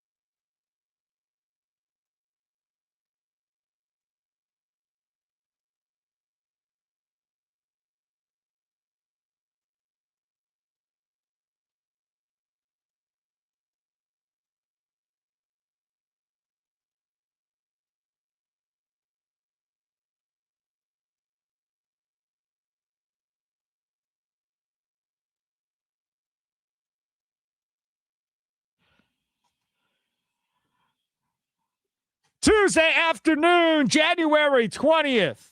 All is well. Do you know why I know all is well in the world? JB in the 920 has been especially nice to me today. It really is. And it really, JB in 920 may not understand like what it means because, he beats up on me pretty regularly on this Nicolay Law talking text line or whatever else. But Charlie earlier when he messed up that how Middleton got here, he said, oh, shoot, slap me stupid when you see me, Sparky. JB in the 920. We're getting some good quotes from listeners man. lately. I'm digging it, man. Like, all right. I'm slap me stupid. Yeah, I'm not gonna like that. I'm not touching it, but that was pretty funny. It made me laugh. It puts me in a good mood. JB Sparky wants a hug next time he sees No, you. Yeah. don't do hugs. Hugs are not a thing. Not going to happen anytime soon. Charlie Sounds of the Day coming up, brought to you by Prize Picks. That comes up here in about 15 minutes or so. I want to talk about last night, this Badgers game last night. So lots of good things to talk about. But before we do that, Charlie is a Miami fan. I will let you talk about what you saw from your Hurricanes last night. I was pretty sure the game was going to be over by halftime like I did with most Bears games this season. They could not get anything going offensively, and that's what I was worried about, that if they got shut down offensively, their defense would only be able to hold for so long. That doink at the end of the first half also reminded me of being a Bears fan, and that also was very sad. But then in the second half, Mark Fletcher in that run game is just so electric, especially when they get Malachi Toney going in Throws as a good well. punch too, apparently. And all three touchdowns that they had come from those two guys and through that run game. I mean, it was going well. And then again, Indiana just always found a way to get it back up. And like you said, he threw a good punch at that. Yeah, that was some crap right there. Fletcher throws that punch at that. I think it was a D lineman for Indiana when they were on the field about to celebrate afterwards. There were 3 plays for me that I really enjoyed. So those of you that listened to us back in the day, Matt Regatius, the big Ragu, when he was with us back in the day, was a producer in Milwaukee for a long time. Well, he graduated from Indiana, him and his wife, and they lived back down in Indiana again. So him and I were texting throughout the game. So I was going through his emotions on the phone back and forth as we were going.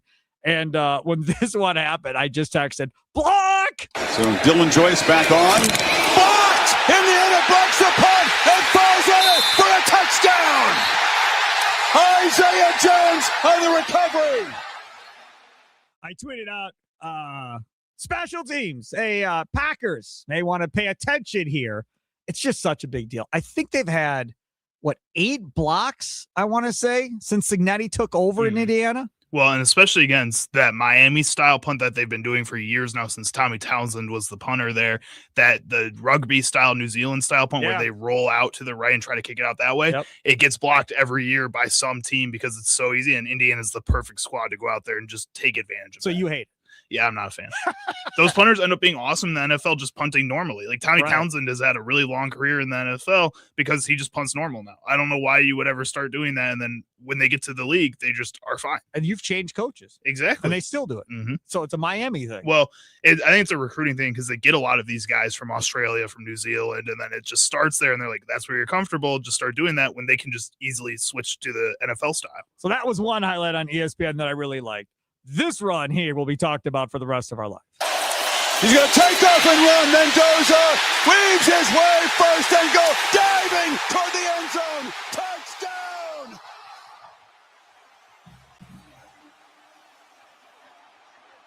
That's where he won the Heisman Trophy. That was an unbelievable play. Like that dude almost got killed on that run. And still was able to get into the end zone. That play, again, will be what Mendoza, when they say Mendoza, you'll see NFL highlights. That will be in his highlight package whenever somebody introduces him at a dinner or at any type of function. That play will be one of them. Yeah, I got chills as a Miami fan watching that and like hearing it back now still too. That was just an electric play. It meant so much for that team to go and get that in that clutch moment. It was just insane. And when people talk about him as a first overall pick or whether he's good enough to be a first overall pick, it's moments like that and that kind of just willingness to put your body on the line to win a game like that that gets him that type of recognition and moves him up draft boards. I will say he seems like a very nice human being. He's kind of weird, man. That's what Tommy says all the time too. It's kind of weird, man. I don't know. Like, is he going to win it over an NFL locker room? Like, I don't know. He seems kind of hokey, but he's very nice. He just seems a little hokey to me. Well, I don't know. If you're talented, you'll be able to get that spine. Like Justin Herbert, people were saying that about him too when he was coming out a little bit, that he wasn't very social, that he was going to alienate himself from the rest of the locker room. I don't feel that with Mendoza. It's a little bit of a different situation. Well, he was partying with his boys last night. We saw that. I think he'll be okay. Yeah, I think he's just partying. I think he's just well media trained, and it makes him like it puts people off for some reason. So last night, got the game on. Kate could care less one way or the other, but she knew I was rooting for Indiana. So she goes in the kitchen. I'm on the couch, and I was just sitting going, my God, if Indiana loses this game at the very end, I'm just going to be crushed. And that's how this ends. C.J. Daniels is the veteran presence. He's on the right side, but D'Angelo Pons is across from him. Brown is the back. Beck steps up, delivers downfield, intercepted! Jamari Sharp makes the pick that will clinch Indiana's first national championship. Awesome. Highlight courtesy of ESPN. I literally yelled, interception! She yelled back, I don't care! And that was the extent of our conversation on the big interception.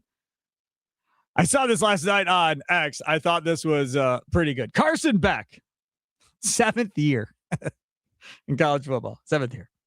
Carson Beck lost just 6 games in his college career. Just 6. In 4 of those, the final offensive play was a Beck interception with a chance to win the game. So he's lost 6 games in his career, Carson Beck. In 4 of them, the final offensive play, he threw a pick with a chance to win the game. In 4 of the 6 losses. Yeah. And in this one too, it felt like he had the receiver. Like if he could get the ball over with a little bit just more oomph on it, he felt like he had that pocket where you've seen guys like Caleb Williams so far this season in the NFL be able to do that. Yeah. That's what separates Carson Beck and why he's probably still in college football versus where Caleb Williams is right now. Let's go to Tom in Cedarburg. You're next on the Nicolay Law Talk and Text Line on Wisconsin Sports Daily, served up by Wendy's. What's up, Tom? Hey, guys. I'm going to shed a little light about why I heard that one reason, I don't know if this is the reason he's goofy all the time, but as you know, his mom is suffering from MS. Yeah, she was there on the sidelines in a wheelchair or whatever the case was. Yeah. But I heard that she likes when he jokes around with her and stuff. Oh, so sense. That might be. So I wouldn't. If I were, I don't know if I would make any big deal out of. So his you personality. you think away from the cameras and stuff, he's probably a little bit different. I don't know, maybe, but it's just, it's. I know it's tough. I mean, somebody his age to have a mom that's dying of something like that. Couldn't imagine. And his mom, I remember in some interview to a friend said that she just wants everybody to be happy and goofy and everything. So that could be part of it. I don't know for sure because I don't know the family, but sometimes there's reasons that we don't know why somebody acts. Absolutely. No, you're 100% right in that, Tom. Thanks for the call. You're absolutely right. No idea one way or the other. Again, but for me, NFL locker room, man, like there's kind of like a thing where you kind of got to almost be one way to kind of get down. And really in sports locker rooms in general. But the NFL, there's a lot of extra testosterone going on in an NFL locker room, more than even baseball or basketball. Never been in a hockey locker room, so maybe hockey's like the NFL. But there is something a little bit more there. Curt Cignetti after the game on ESPN. It took a lot to get here, but I'll tell you what it took to come out ahead in this game was a lot of guts. I give Miami a lot of credit. They played really hard. We couldn't get anything done couldn't protect quarterback at all. Made a few plays and adjustments, but they were back shoulders and a sprint out, got the ball, run game going. Made the interception when we had to. A couple 4th down, where we went for it. Mendoza, great run. Took some chances, found a way. Let me tell you, we won the national championship at Indiana University. It can be done. And I'm so happy for our fans. Words can't describe it. You mentioned that 4th and 5 touchdown run from Fernando Mendoza. What gave you the confidence to make that call? All right, so there is some of Cignetti, and he goes on and talk about it. But I that was highlight courtesy of ESPN. But he said this after the game as well. Quote, people can cling to an old way of thinking, categorizing teams as this or that, or conferences as this or that, or they can adjust to the new world. The shift in the power dynamic in college football today. To look back at what happened to Indiana previous to us coming 10, 20, 50 years ago was strictly a lack of commitment from the top, Cignetti said. Nothing else, and we have the commitment now. Now, I read that and came up with this question. Do you have more belief in the Badgers winning a championship today than you did before last night when you saw Indiana win this whole thing? The man turned it around in 2 years. 2 years. The man walked out to his crowd his first year, had never coached a game, said Ohio State sucks and Michigan sucks. People went nuts. And then he went out there and walked the walk with somebody else's kids, Tom Allen's kids. And he brought a bunch of portal guys in, right? It's not like it's the exact same roster. But he went out there and he did that. And he talks about a shift, a change in culture and so forth in college football. And we talked about Brett Bielema last week, talking about how this is the most fun he's ever had. Because now everybody's on a even playing field at this point in college football. And he likes it. He's for it. He's all about it at the end of the day, which is obviously good as well. But since this whole NIL deal has come about, it's been the Big Ten that has ruled the roost at the end of the day and not the SEC. You've seen quick turnarounds as well from Big Ten teams like Indiana to be able to turn it around and make something happen that quickly. Cignetti was in James Madison in 22, his first year as a head coach, 8-3. His second year, he was 11-1. He gets to Indiana 2 years after being at James Madison, goes 11-2 and 16-0 after that. I mean, that is absolute insanity at this point. Final records this year in bowl and college playoff games. The SEC, the worst record of all conferences in college football at 2-8. The MWC 2-5, the Sun Belt 3-5, the MAC 2-3, the Big 12 4-4, the American Conference 5-4, Conference USA 4-3, ACC 9-5, the Big 10 10-4. That's pretty cool. I'm glad the ACC gets a little representation too. People are talking down on them the entire season, saying they were the next conference to explode. You have the NIL comes in, and the Big Ten has won 3 championships in a row. Three championships in a row. Alan Cedarberg, you're next on Wisconsin Sports Daily. What's up, Al? How's it going, Sparky? Good. All right. So, no, the Badgers will never win a national title. And the reason I'm going to say that is I truly don't believe that they're going to change their archaic way of thinking when it comes to this new world order of college sports. The Big Ten, and I'm a Big Tenner. I mean, I unfortunately, well, no, you know what? I'm going to take that back. I fortunately am a boat rower, and I know you probably hate to hear that because of your despise for PJ Fleck. Can't stand him. But I know you can't.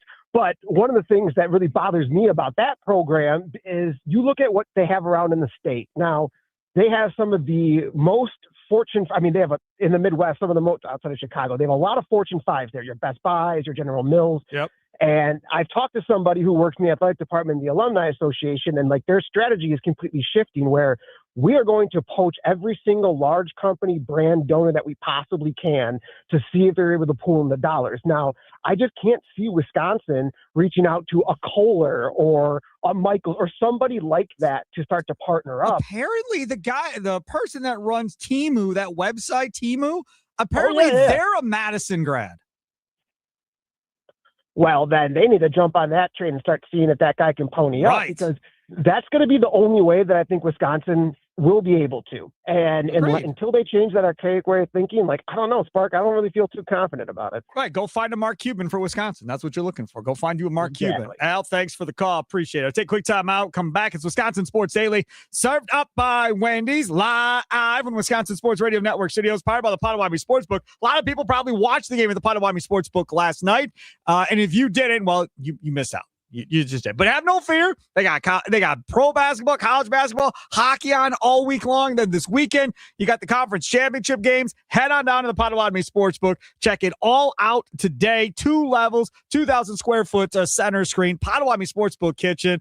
All-day brunch. You have 48 beers on tap, dozen different specialty cocktails, homemade desserts and pastries every day. There is not a better viewing experience anywhere, probably in the Midwest, other than the Potawatomi Sportsbook. All you got to do is go online. You can reserve your seat today. You don't have to reserve a seat. I recommend it. You get that money back as it goes towards your food and beverage costs. Potawatomi.com/sportsbook. Potawatomi.com/sportsbook.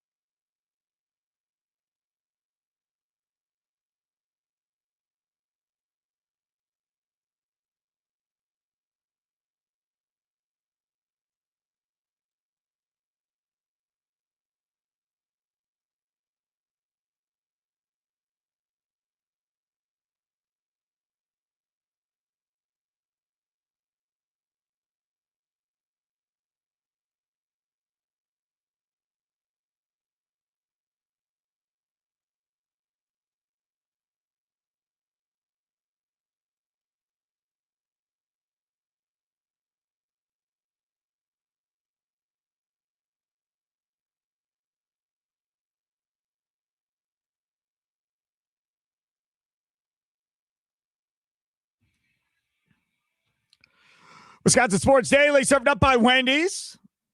We'll get to Charlie Sounds of the Day coming up in the next hour. Promise. Green and Gold update coming up as well at the top of the next hour. Got some Packard news there. They made a couple of signings. They released a dude. We'll get into all of that. But in the break, I brought up that the dude that owns Temu graduated from Madison.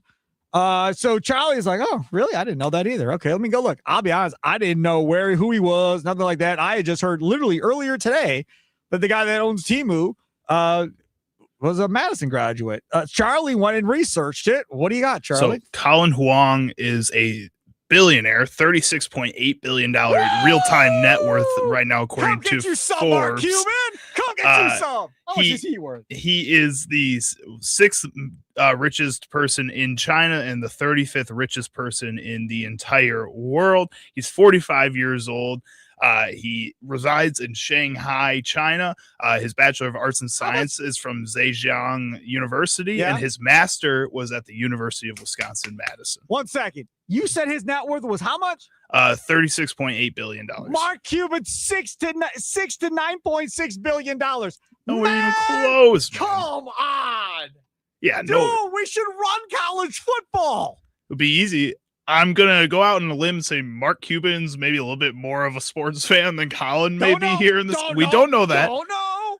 But don't make assumptions. We don't know. Mark Cuban might be the richest sports fan I've ever seen in my entire life. He just goes and buys his favorite team whenever he wants them to win a championship. Hey, man, like, maybe he wants to be a Brewers investor, too, while he's over here. Maybe he's a baseball fan. Yeah. Maybe he could help Mark out with the Brewers. Midwest could throw some Madison money for Wisconsin, right? I mean, the Bucks are fine financially. Packers are good. But, like, the Badgers really could use it. They should be able to win a thing in a championship in our lifetime with this dude. Yeah, you would think so. But again, easily got to find out if he's a football fan first. I don't care if he's a football fan. There's got to be something. Like, name just something. $1 billion. Come on. Name You got something after him at the university. Name a hall after him or a library. There's got to be Temu something. Stadium? Yeah, the new sports complex or something. Whatever. $36 billion? Oh, my goodness. That's a lot of money, yeah. Come on, Chris McIntosh. Take Watt. Take Joe Thomas. Take both Watt brothers. Take Joe Thomas, Melvin Gordon. Take them all Three over there. Watt brothers. And respect Derek. All right. Walk them in and be like, hey, dog, you went to Madison. We need our money. Like, let's go. Right? Yeah, that's it. Just have them cross their arms. Get the money. Head on back. Let's go. Let's do this. Green and Gold update coming up next. Wisconsin Sports Daily, served up by Wendy's, live from the Wisconsin Sports Radio Network studios, powered by the Potawatomi Sportsbook. Sparky with you.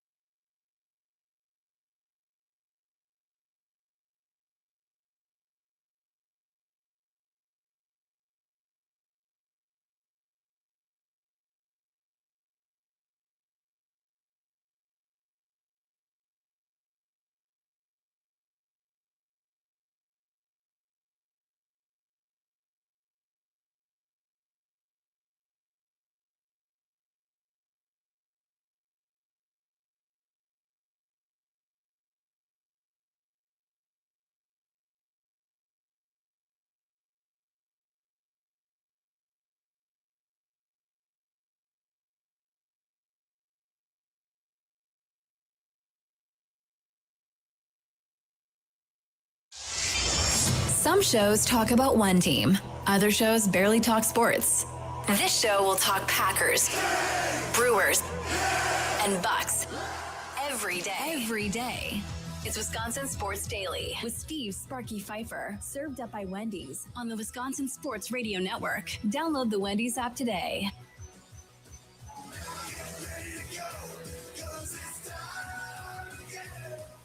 It is that time again here on a Tuesday. How y'all doing? Hope y'all have had a good early part of your week. It's funny, man. You sit here and you think about how fast the year goes, how fast life goes. Like it is, what is it, January 20th. Literally next month, we'll be talking about pitchers and catchers reporting.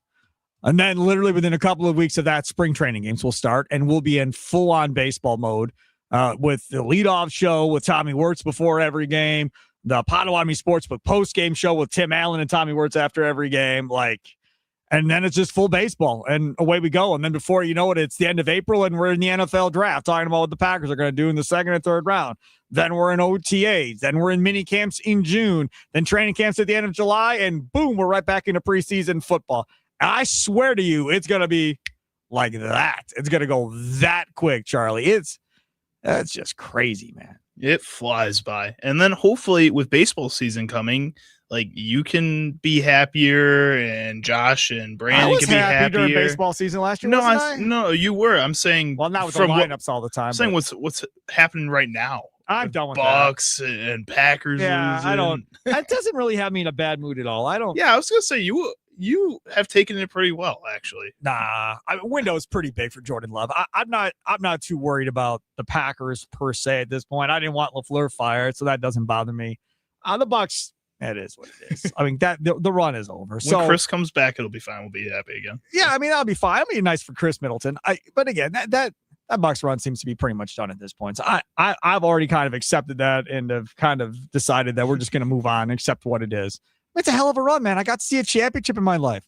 I'm not going to sit here and be mad and bitter and angry that it's over. I mean, I could, right? But at the end of the day, I never thought I'd see them win one.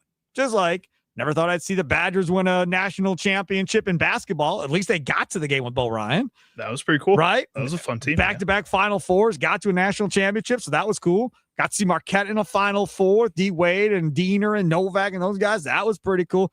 I mean, somebody my age got to see quite a bit of success after the beginning of our lives not being very good in sports. But here in the last 20, 30 years or so, man, we've had a lot of cool things happen in the sports world. Brewers go to the playoffs every year, haven't been to a World Series, but I'm telling you, man, they're going to bust through one of these days. They are. I don't know if they'll win it.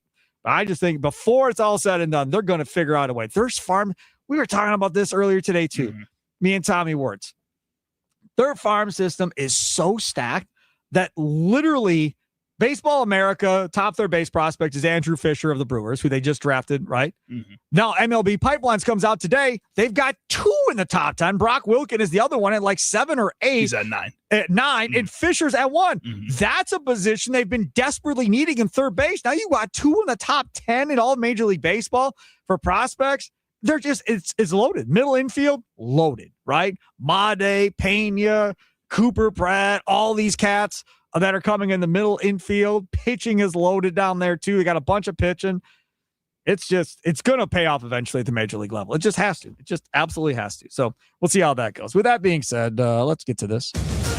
It's time for your green and gold update on Wisconsin Sports Daily, powered by the Potawatomi Sportsbook on the Wisconsin Sports Radio Network with Steve Sparky Pfeiffer. That is true. I am he. Got some roster moves from the Green Bay Packers that came over a little bit ago. Packers have signed defensive lineman Jaden Crumedy. No idea. And quarterback Kyle McCord. We all know Kyle McCord played at Syracuse, had a fun time at Ohio State and all that before he got to Syracuse. So Kyle McCord now.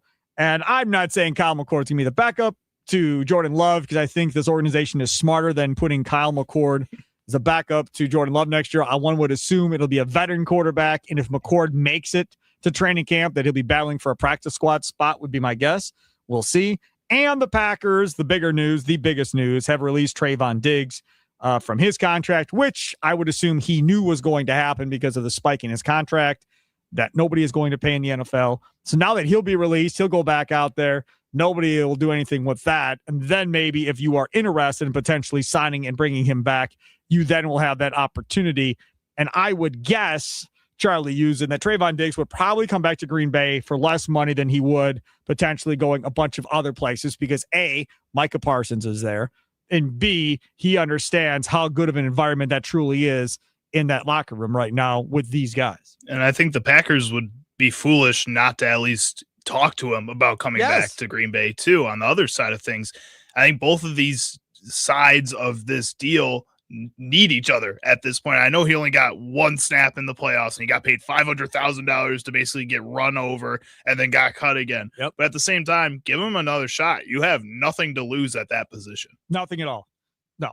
And again, Pete Doherty in his piece today that he wrote for the Green Bay Press Gazette, Milwaukee Journal Sentinel, talks about all the things that the Packers need. I think he listed like eight players, like 2 starting new cornerbacks, a backup quarterback, an edge rusher, 2 starting defensive tackles, I believe he put. What else did he say? Another tight end, because they don't really have one per se, unless you believe in Luke Musgrave. I mean, there are so many guys that he listed. I was like, oh my goodness gracious. Like, there's no way they're going to fill all of that.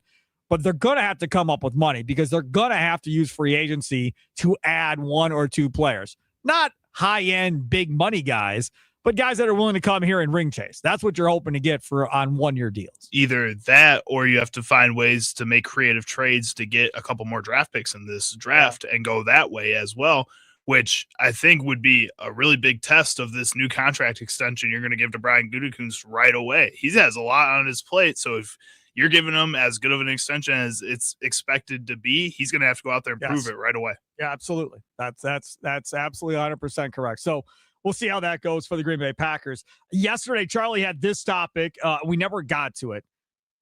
I think it's easy. I think it's an easy answer. I don't know if you think it's an easy answer. Is getting healthy or getting new personnel the most important thing for the Packers this offseason? Is being healthy the number one thing for the Packers this offseason, or is it, no, we have to find players, right? We'll worry about the health later, but we have got to find better players for this team more than anything else. Nicolay Law Talk and text line 414-677-1250, 414-677-1250, streaming on X and YouTube at WI Sports Radio. And as always, if you miss any of our shows, you can go back listen to podcast form, which is a beautiful thing. Any of our interviews on any of the shows on the Wisconsin Sports Radio Network, simply go to wisportsradio.com. You can live stream the show there as well. wisportsradio.com if you ever miss a show. Plus, if you're a Brewers fan and you only want to hear Brewers stuff, that's Brewers coverage page. If you're a Packers fan, that's Packers coverage page. Because, sometimes you're listening to something, you're like, dude, I don't care about this, right? I'll come back later. And you leave. I'm not an idiot. I know that happens, right? So then later comes and you're like, oh man, I never went back to see what else they had on the show. I see that ain't Packer stuff. Boom. And you go and you look, right? We try to make it as easy as possible. Best Bucks coverage page, best college sports coverage page, whatever. So you can go search by the show, listen to the shows in their entirety. You can search by your favorite team and interviews and whatever it may be pertaining to that. Plus, it's all sorted on the front page of the website too. I'm telling you, I feel pretty confident saying it's a damn good website. wisportsradio.com. Is getting healthy or getting new personnel the most important thing for the Packers this offseason? Let's go to Johnny, north side of Milwaukee. You're next on the Nicolay Law Talk and text line. What's up? What's going on, Charlie? Spark, how you feeling? Doing good, man. How's your Tuesday rolling along? Oh, man, it is icy cold out here. Trust me, it is. And they're only getting worse from what the news is saying. These are the days when I am jealous of people with auto starts on their car. I am jealous of those people on these days. I'm one of those people. I got a Cadillac. Believe me, that bad boy be warmed all the way up. I didn't ask you. Did I ask you? Hey, what are you rolling in, Johnny? No, I'm gonna go outside my 2011, 2005 Honda Pilot. He doesn't have anything in his car. My 2011 it's rusted out, and the heat works, but I got to go in there and start it 15 minutes before I leave in order to get it to work. That's all right though, Johnny. Go ahead. Yeah, I just want to say though, after these last 2 years, after these last 2 years, and yes, health is health. You just expect people to get healthy, but the loss of Micah Parsons, and then I'm still with this inanimate, inconsistent wide receiver, but we need people. And when every time I think about when Micah Parsons going down and our defense just becomes that, one player can't mean that much. Oh, we got work to do. We need players. It got to be players, man. The health, people get injured. Every team gets injured, but the way the Packers just fell off and keep leaning their hat, Micah. One player should not mean, if it's not the quarterback position, one player cannot mean that much that you just become man. The Packers without Micah Parsons, that defense I rated probably a D, and that's being very generous, very, very generous. Just what did Micah Parsons have to do with corners? Where our cornerbacks? Oh, he's got everything to do with cornerbacks. Because if you're getting pressure on the quarterback, the cornerbacks don't have to cover as long. Right. I mean, but one player, if it means that much, then we definitely need players. We need linemen. We need offensive linemen. We need defensive linemen. We need receivers. Yep. And we need corners. And apparently we need a kicker. I don't want to really come down on McManus like that. I like McManus. I think he had a really bad draw on the string. But, man, we need bodies. We need able, capable, athletic bodies. And that's what I'm going with. I'm going with players. I got you, Johnny. Thanks for the call. Johnny says players over health. What say you? Nicolay Law Talking text line 414-677-1250. Trell, north side of Milwaukee. You're next on Wisconsin Sports Daily, served up by Wendy's. What's up, Trell? Hey, what's going on, Sparky? How are you? I'm doing pretty good. So I just gotta ask you. This is pretty much a slam dunk question. Just because you can't control health.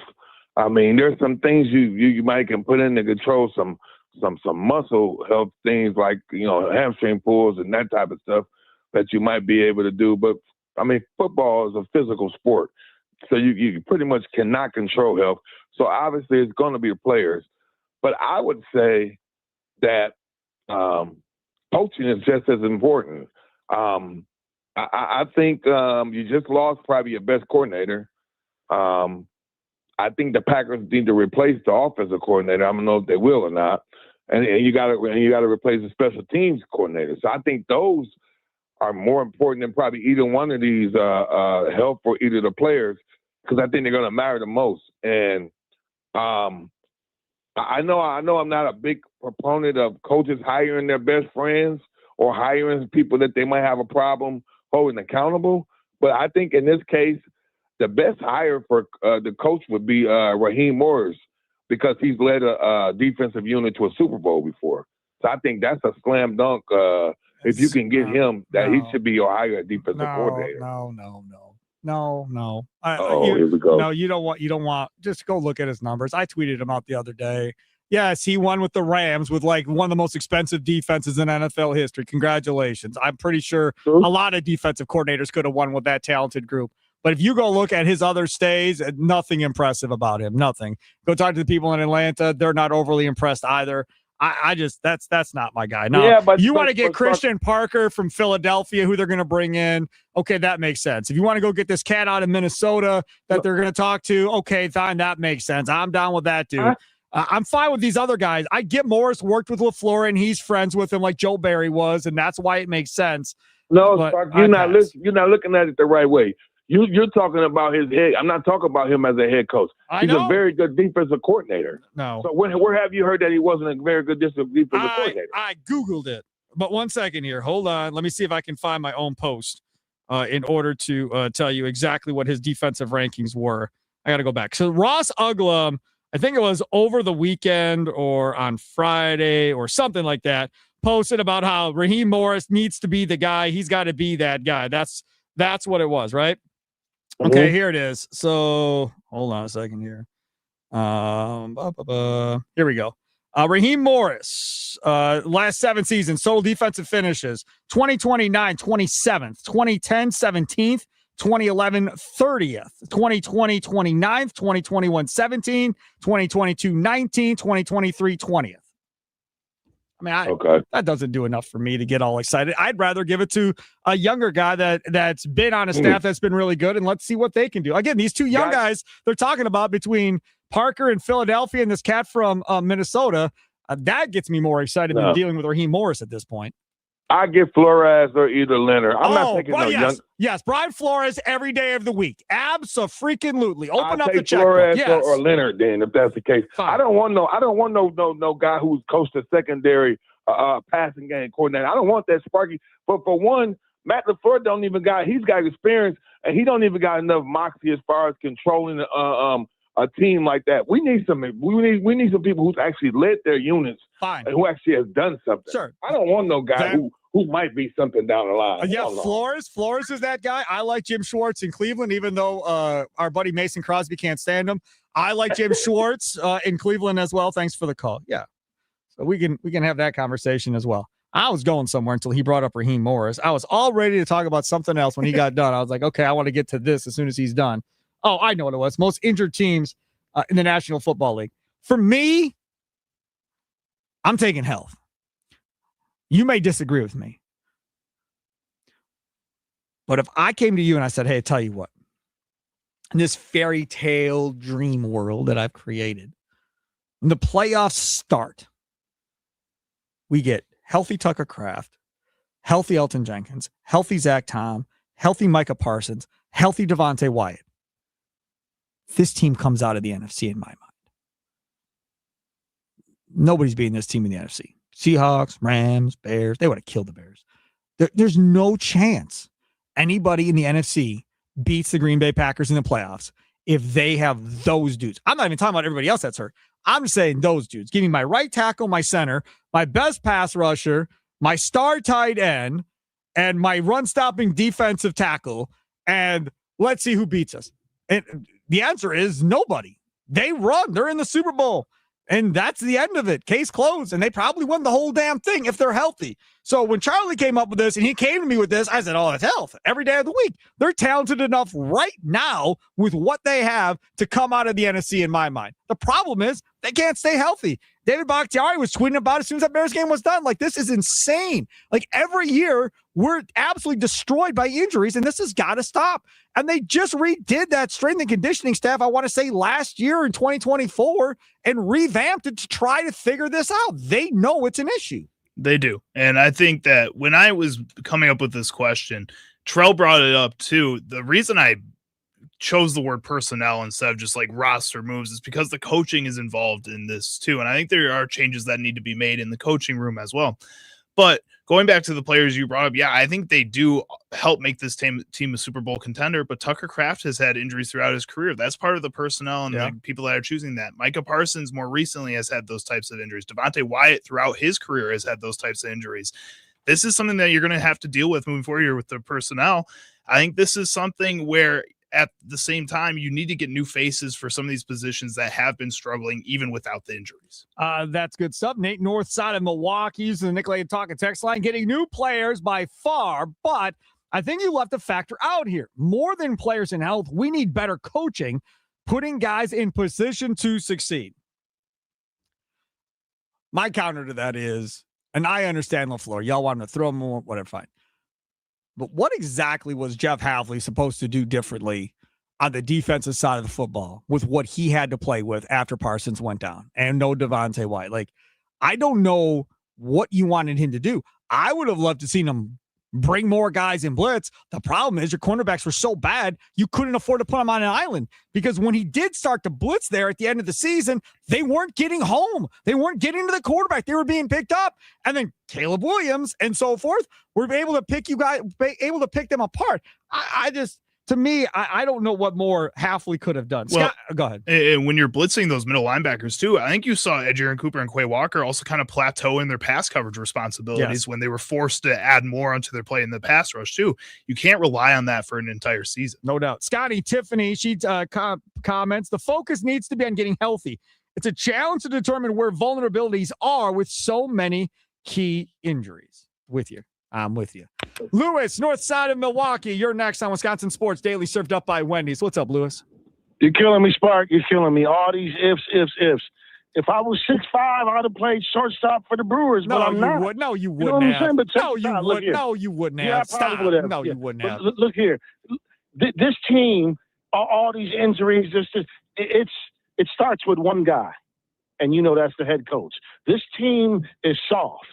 Yeah. You know what I'm saying all them ifs you had. Everybody was healthy when we played Cleveland. Nope. Everybody was healthy. Everybody was healthy against Dallas. Nope. Everybody was healthy when we played Carolina. No, right? no, that's Who not was true. hurt? You had Come on. Jaden Reed out for part of the year. You had Christian Watson miss parts of the year. It's not true. You have not had Was a full Micah repertoire. Micah Parsons was Elton there? Jenkins been out half the year. Zach Tom's been playing through injury pretty much the whole year. Was it the Cleveland game, Charlie, where he said he blacked out in the second half? He didn't remember even playing the second he was in half. so much pain, They yeah. have not been healthy all year. Sparky, Tucker Kraft, and Micah Parsons were playing in those games. Sure. Yes. You had two of those guys. Stop there. Yes. Stop there. Yes. Stop. The rest of all them other guys you named, those are good players. Those are guys. They're not the talent level of Tucker Kraft and Micah Parsons. So all those ifs. Stop it. You know what I'm saying? This team has a problem with finishing, and it starts with the head coach. All those things you said about Raheem Morris being middle of the pack, those same things got Jeff Hafley a head coaching job. Those same middle of the road things got Matt LaFleur a contract extension. You know what I'm saying? So why not bring the guy in? You know what I'm saying? Like he has what LaFleur don't, and that's Super Bowl ring, right? Mm-hmm. Right, so you have to bring we have to bring toughness in here. I've said this before, and I'll say it again. If somebody punches LaFleur in the face and takes his car keys, he's going to apologize and say sorry. That's all this guy does. You know what I'm saying? It's funny. John Coot brought that up the other day, that he takes too much accountability in press conferences after the game more than anything else. Thanks for the call. I'm all about toughness, Lewis. I'm with you. That's why I want Schwartz. Hey, ain't nobody more tough or over the line and bounty game and all the other crap going on. Ain't nobody like that, a defense coordinator, more than Jim Schwartz. Yeah, I promise you there's nobody like that. Yes, absolutely. Again, and some of these guys come from the head coach. Campbell is that guy. Tomlin is that guy, right? But both those guys ain't going back to being coordinators. Campbell's got a head coaching job. Tomlin ain't going to take anything less than a head coaching job. We talked about this yesterday. So, yes, I agree with you. Yes, they need to be more physical. 1,000%. I'm on board with that. Watson did not play in that Cleveland game. I'm sorry. We have not seen Watson and Kraft and Reed and all those guys together all year long. With Josh Jacobs, that offense, good luck. Good luck. Well, we'll see if with Josh Jacobs, as we've talked about with multiple people, that could be a change Correct. there too. Josh Jacobs may be gone. We have no idea. We'll have to wait and see. All right, take a quick time. I'll come back on the other side. Charlie, sounds of the day brought to you by Prize Picks. Don't forget, when the Bucks win, you win at Wendy's. After every Bucks win, stop by any participating Wisconsin Wendy's for a free small vanilla or chocolate frosty classic. No purchase necessary. This offer is only good for 24 hours after a win. So act fast. Get that free small frosty classic at Wendy's. It's Wisconsin Sports Daily, served up by Wendy's, live from Wisconsin Sports Radio Network studios, powered by the Potawatomi Sportsbook. Sparky here.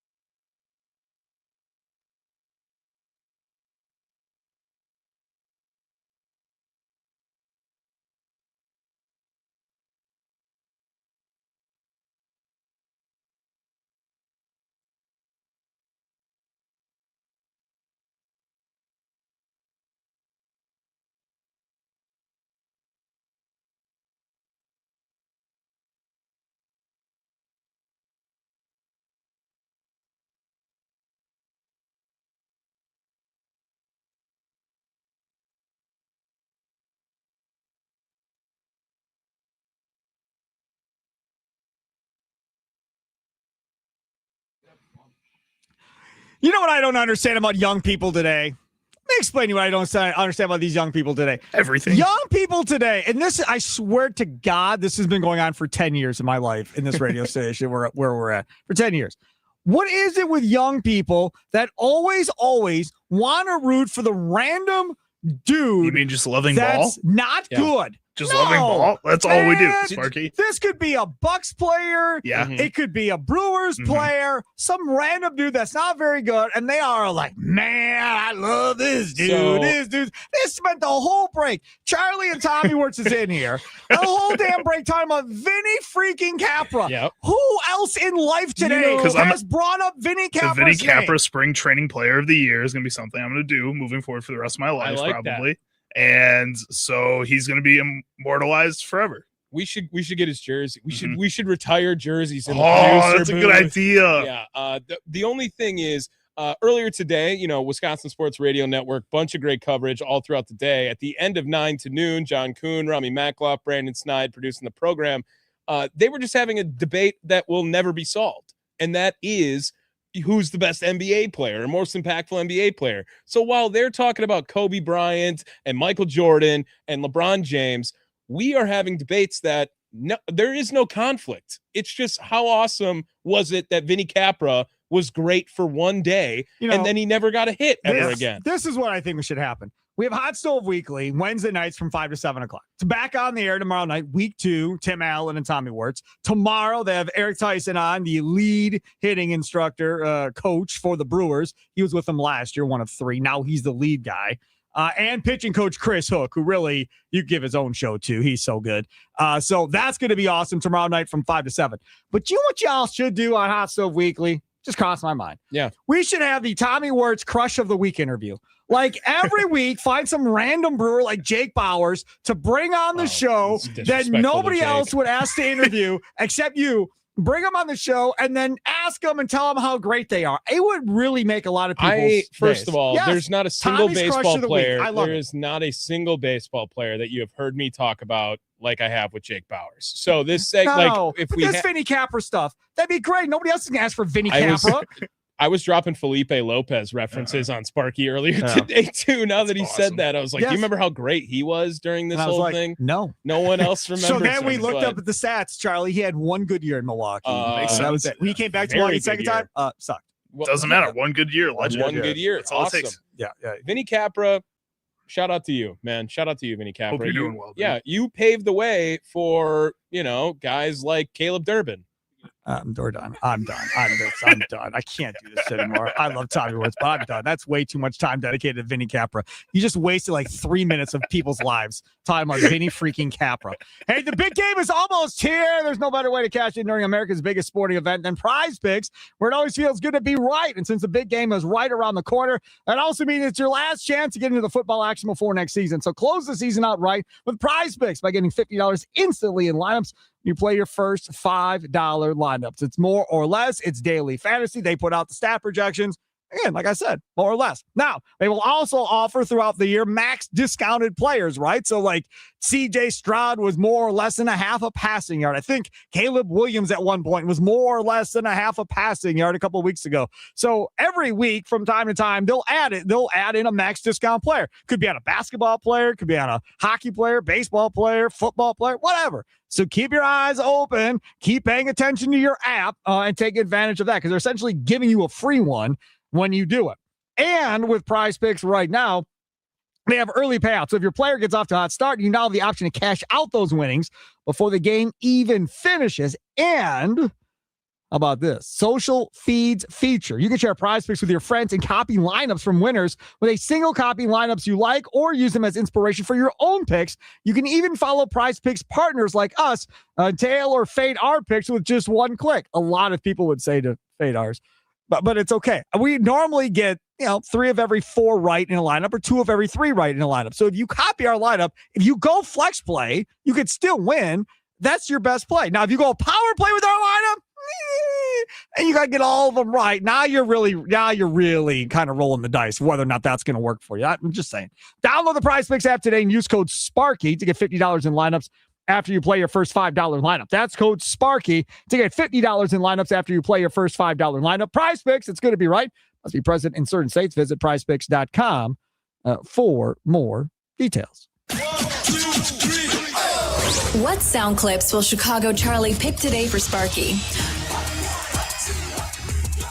Will Sparky become enraged? Will laughter ensue? It's time for Charlie's Sound of the Day. It's Wisconsin Sports Daily, served up by Wendy's on the Wisconsin Sports Radio Network. All right, let's get to Charlie's Sounds of the Day, brought to you by Prize Picks. What say you? All right, since I'm taking over his spot that he was supposed to have here, I'll still play his sound and get your reaction to it. This is Cliff.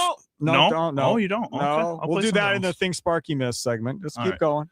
Then I will go to Joel Klatt, who was on the Joel Klatt Show, his own personal podcast, and he was discussing Curt Cignetti's season that he's had this year and why it could be the single greatest coaching season ever in any sport. This is the single greatest coaching job in the history of college football. Curt Cignetti pulls this thing off, and as a coach, I would just have to say, I can't put into perspective exactly what we've seen from Curt Cignetti because we have never seen anything like what we have seen from Curt Cignetti. So there is no perspective to give.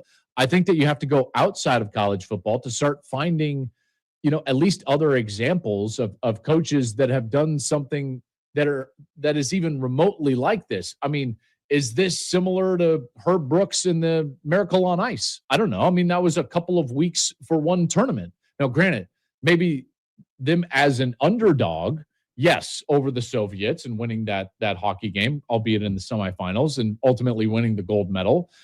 Maybe it's that. Is it Raleigh Massimino and Villanova winning the NCAA tournament? Is it Jim Valvano and North Carolina State winning the NCAA tournament? I don't know. That's like one pocket with one tournament. This guy comes in and in 2 years goes 27-2 with the losingest program in the history of the sport. It's wild. It is wild. I agree. I also enjoyed the fact that Nick Saban came out and trashed the recruiting star system. You just as well. Stole the promo for my second sound. Oh, sorry. Because this right here goes against what Klatt did. Whether Saban realized he was doing it or not, he kind of smashed on Cignetti by doing this. Go ahead. We never ever looked, and I know Sig doesn't either, at how many stars a guy has. Because I think what you all need to do is look at who's giving out the stars. No. Yeah. They don't know their ass from a handful of sand when it comes to what a football player is. So why would you as a coach depend on somebody who's not even a coach evaluating players to give them stars? I say all the time, Josh Jacobs had no stars. Damian Harris was a 5-star. They were both really good players, don't get me wrong, but Josh Jacobs was a first-round draft pick and Damian Harris was a third round. Josh Jacobs still playing, Damian Harris is not.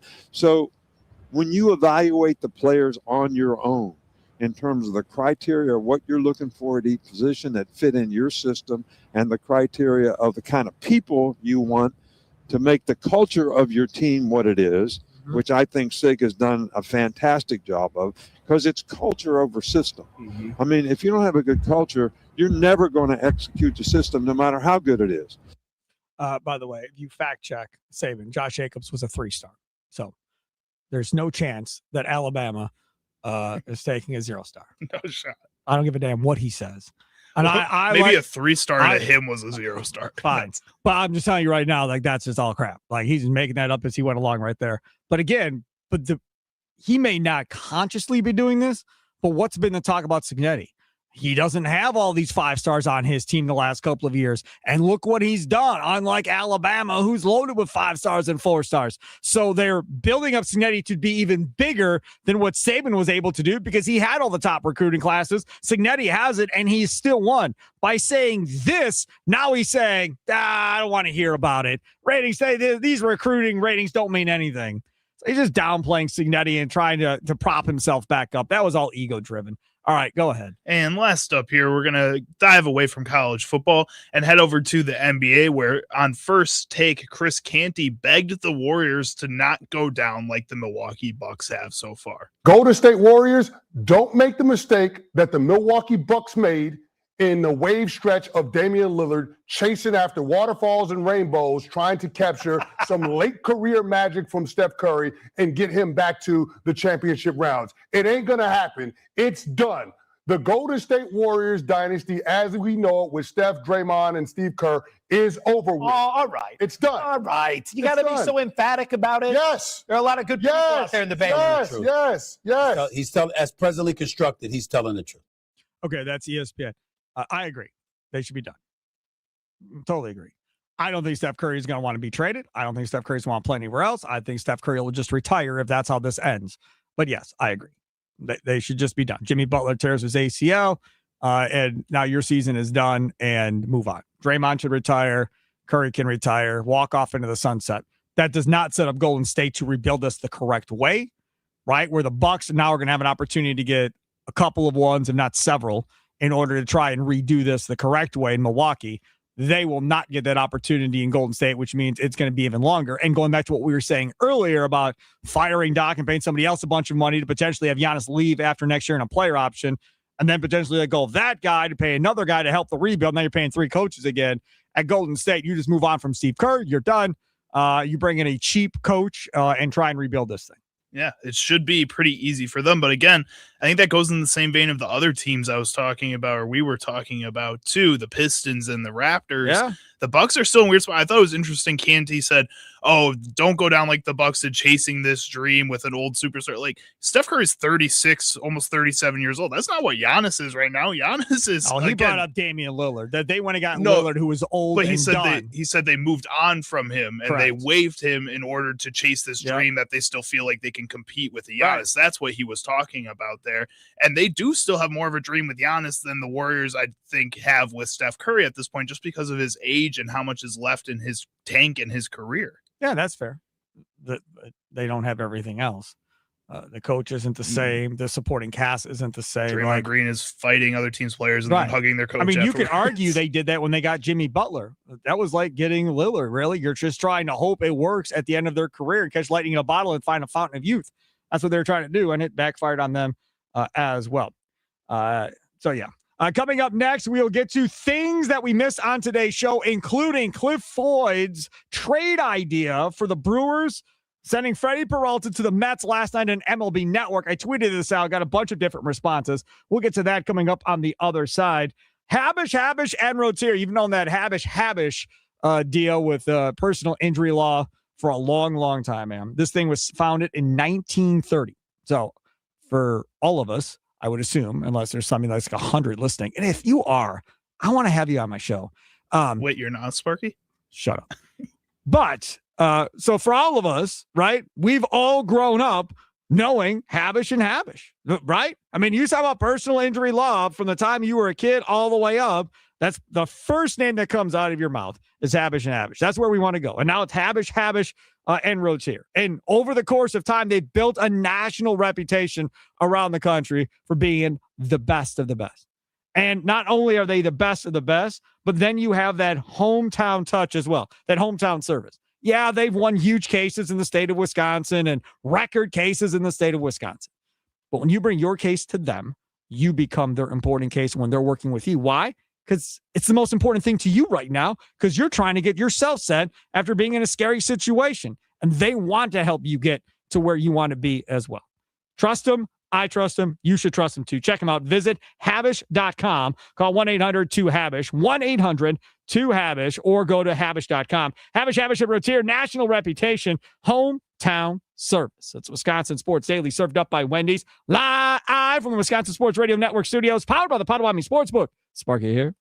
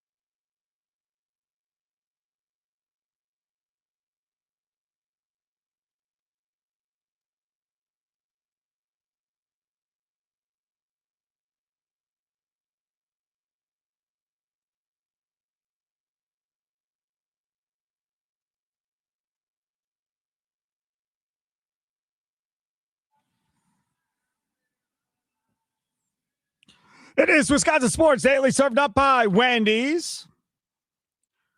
Sparky here, Charlie Usen over there. Potawatomi Sportsbook, that's where you want to be to watch all of your favorite action. Sure to check them out today. 2,000 square foot center screen. Potawatomi Sportsbook kitchen on point, all day brunch, 48 beers on tap, dozen different specialty cocktails, 2 different levels. That second level you can reserve with Potawatomi if you want to have a business lunch in there or a small gathering or something along those lines. You're looking straight at the huge 2,000 square foot screen, up to 30 different sporting events at one time. You can go online to reserve your table today. You don't have to reserve it. I always recommend it to make sure you're good, right? Your seat or your table or your big booth. They have booths that have like 8 to 10 people. You can do that too by going to potawatomi.com/sportsbook. Nominal fee goes towards your food and beverage costs for that night. So really, you get it all back at the end of the day. Cliff Floyd on MLB Network last night had this to say about a possible Brewer-Mets deal for Freddie Peralta. Do you have a trade proposal? I actually do have one. We're going to pull this trade proposal up that I thought about, and I was saying maybe you look at this from a standpoint of going out there and getting that starter from the Brewers who are always looking, to not pay a lot of guys a lot of money. So Tong is a guy that will probably be the leader of the ship as far as, making this trade happen, and then throw in a Beatty and then a Mauricio who's coming back from that knee injury and trying to find a place to play. These are players that fit the Brewers. They fit their dynamic and how they go about their business and how much Pat Murphy gets out of all his players. And then you get the starter for the Mets to take you to the point where now you might only have Freddie Peralta for 1 year, but they the type of team, we know they got a ton of money. You can make it fit for a long term if it plays the way you want. I said last night on X when I quote tweeted this last night, I love Freddie Peralta, but I think I got to do this deal here. I mean, you get a young pitcher who I know was in big leagues last year for a cup of coffee, had like a sub E8 ERA, but he's young and he would be a hell of a 1-2 punch to put Mizorowski going forward and have 2 aces at the front of that rotation with everybody else that you still have coming with Patrick and Priester and Henderson and these guys, not to mention Woodruff for at least next year. That by itself makes that deal good. Then you get a guy in Beatty who is a third baseman or potentially could play first base, who again brought up wasn't as consistent like everybody wanted. But in this situation for the Brewers, you can put him at third base and be like, no pressure. It's your job. Don't stress. Go do your thing. No pressure. The Big Apple or New York. I love that. Mauricio's like 6'4", like 200 pounds, a hell of an athlete, can play wherever you want to play him at this point. Coming off of a knee injury, that was scary. But I love this deal. Like, I don't know. The question is, do you do it? And obviously for me, I'm definitely doing this thing. As we're doing Things Sparky Missed, brought to you by the Milwaukee Admirals. I definitely think about it. I don't know if I'm 100% in on it like you are. I know you're getting 3 young players, but Beatty hasn't played well at the MLB level until the second half of last season. The first half, he wasn't really anything. The second half, he caught fire a little bit. And now the Mets have been talking about, and fans of the Mets have been really excited with what they have in him once again. But it took them a while to get back to that point. Same with Mauricio and Tong. I think these are all guys that look really nice, but at the same time, I don't know if that's the package worth getting when we're also talking about guys like Andrew Fisher being the top of the third base prospect list in both these publications. He could be a day one starter for the Brewers potentially. If they feel like he's that ready, he has a good spring training.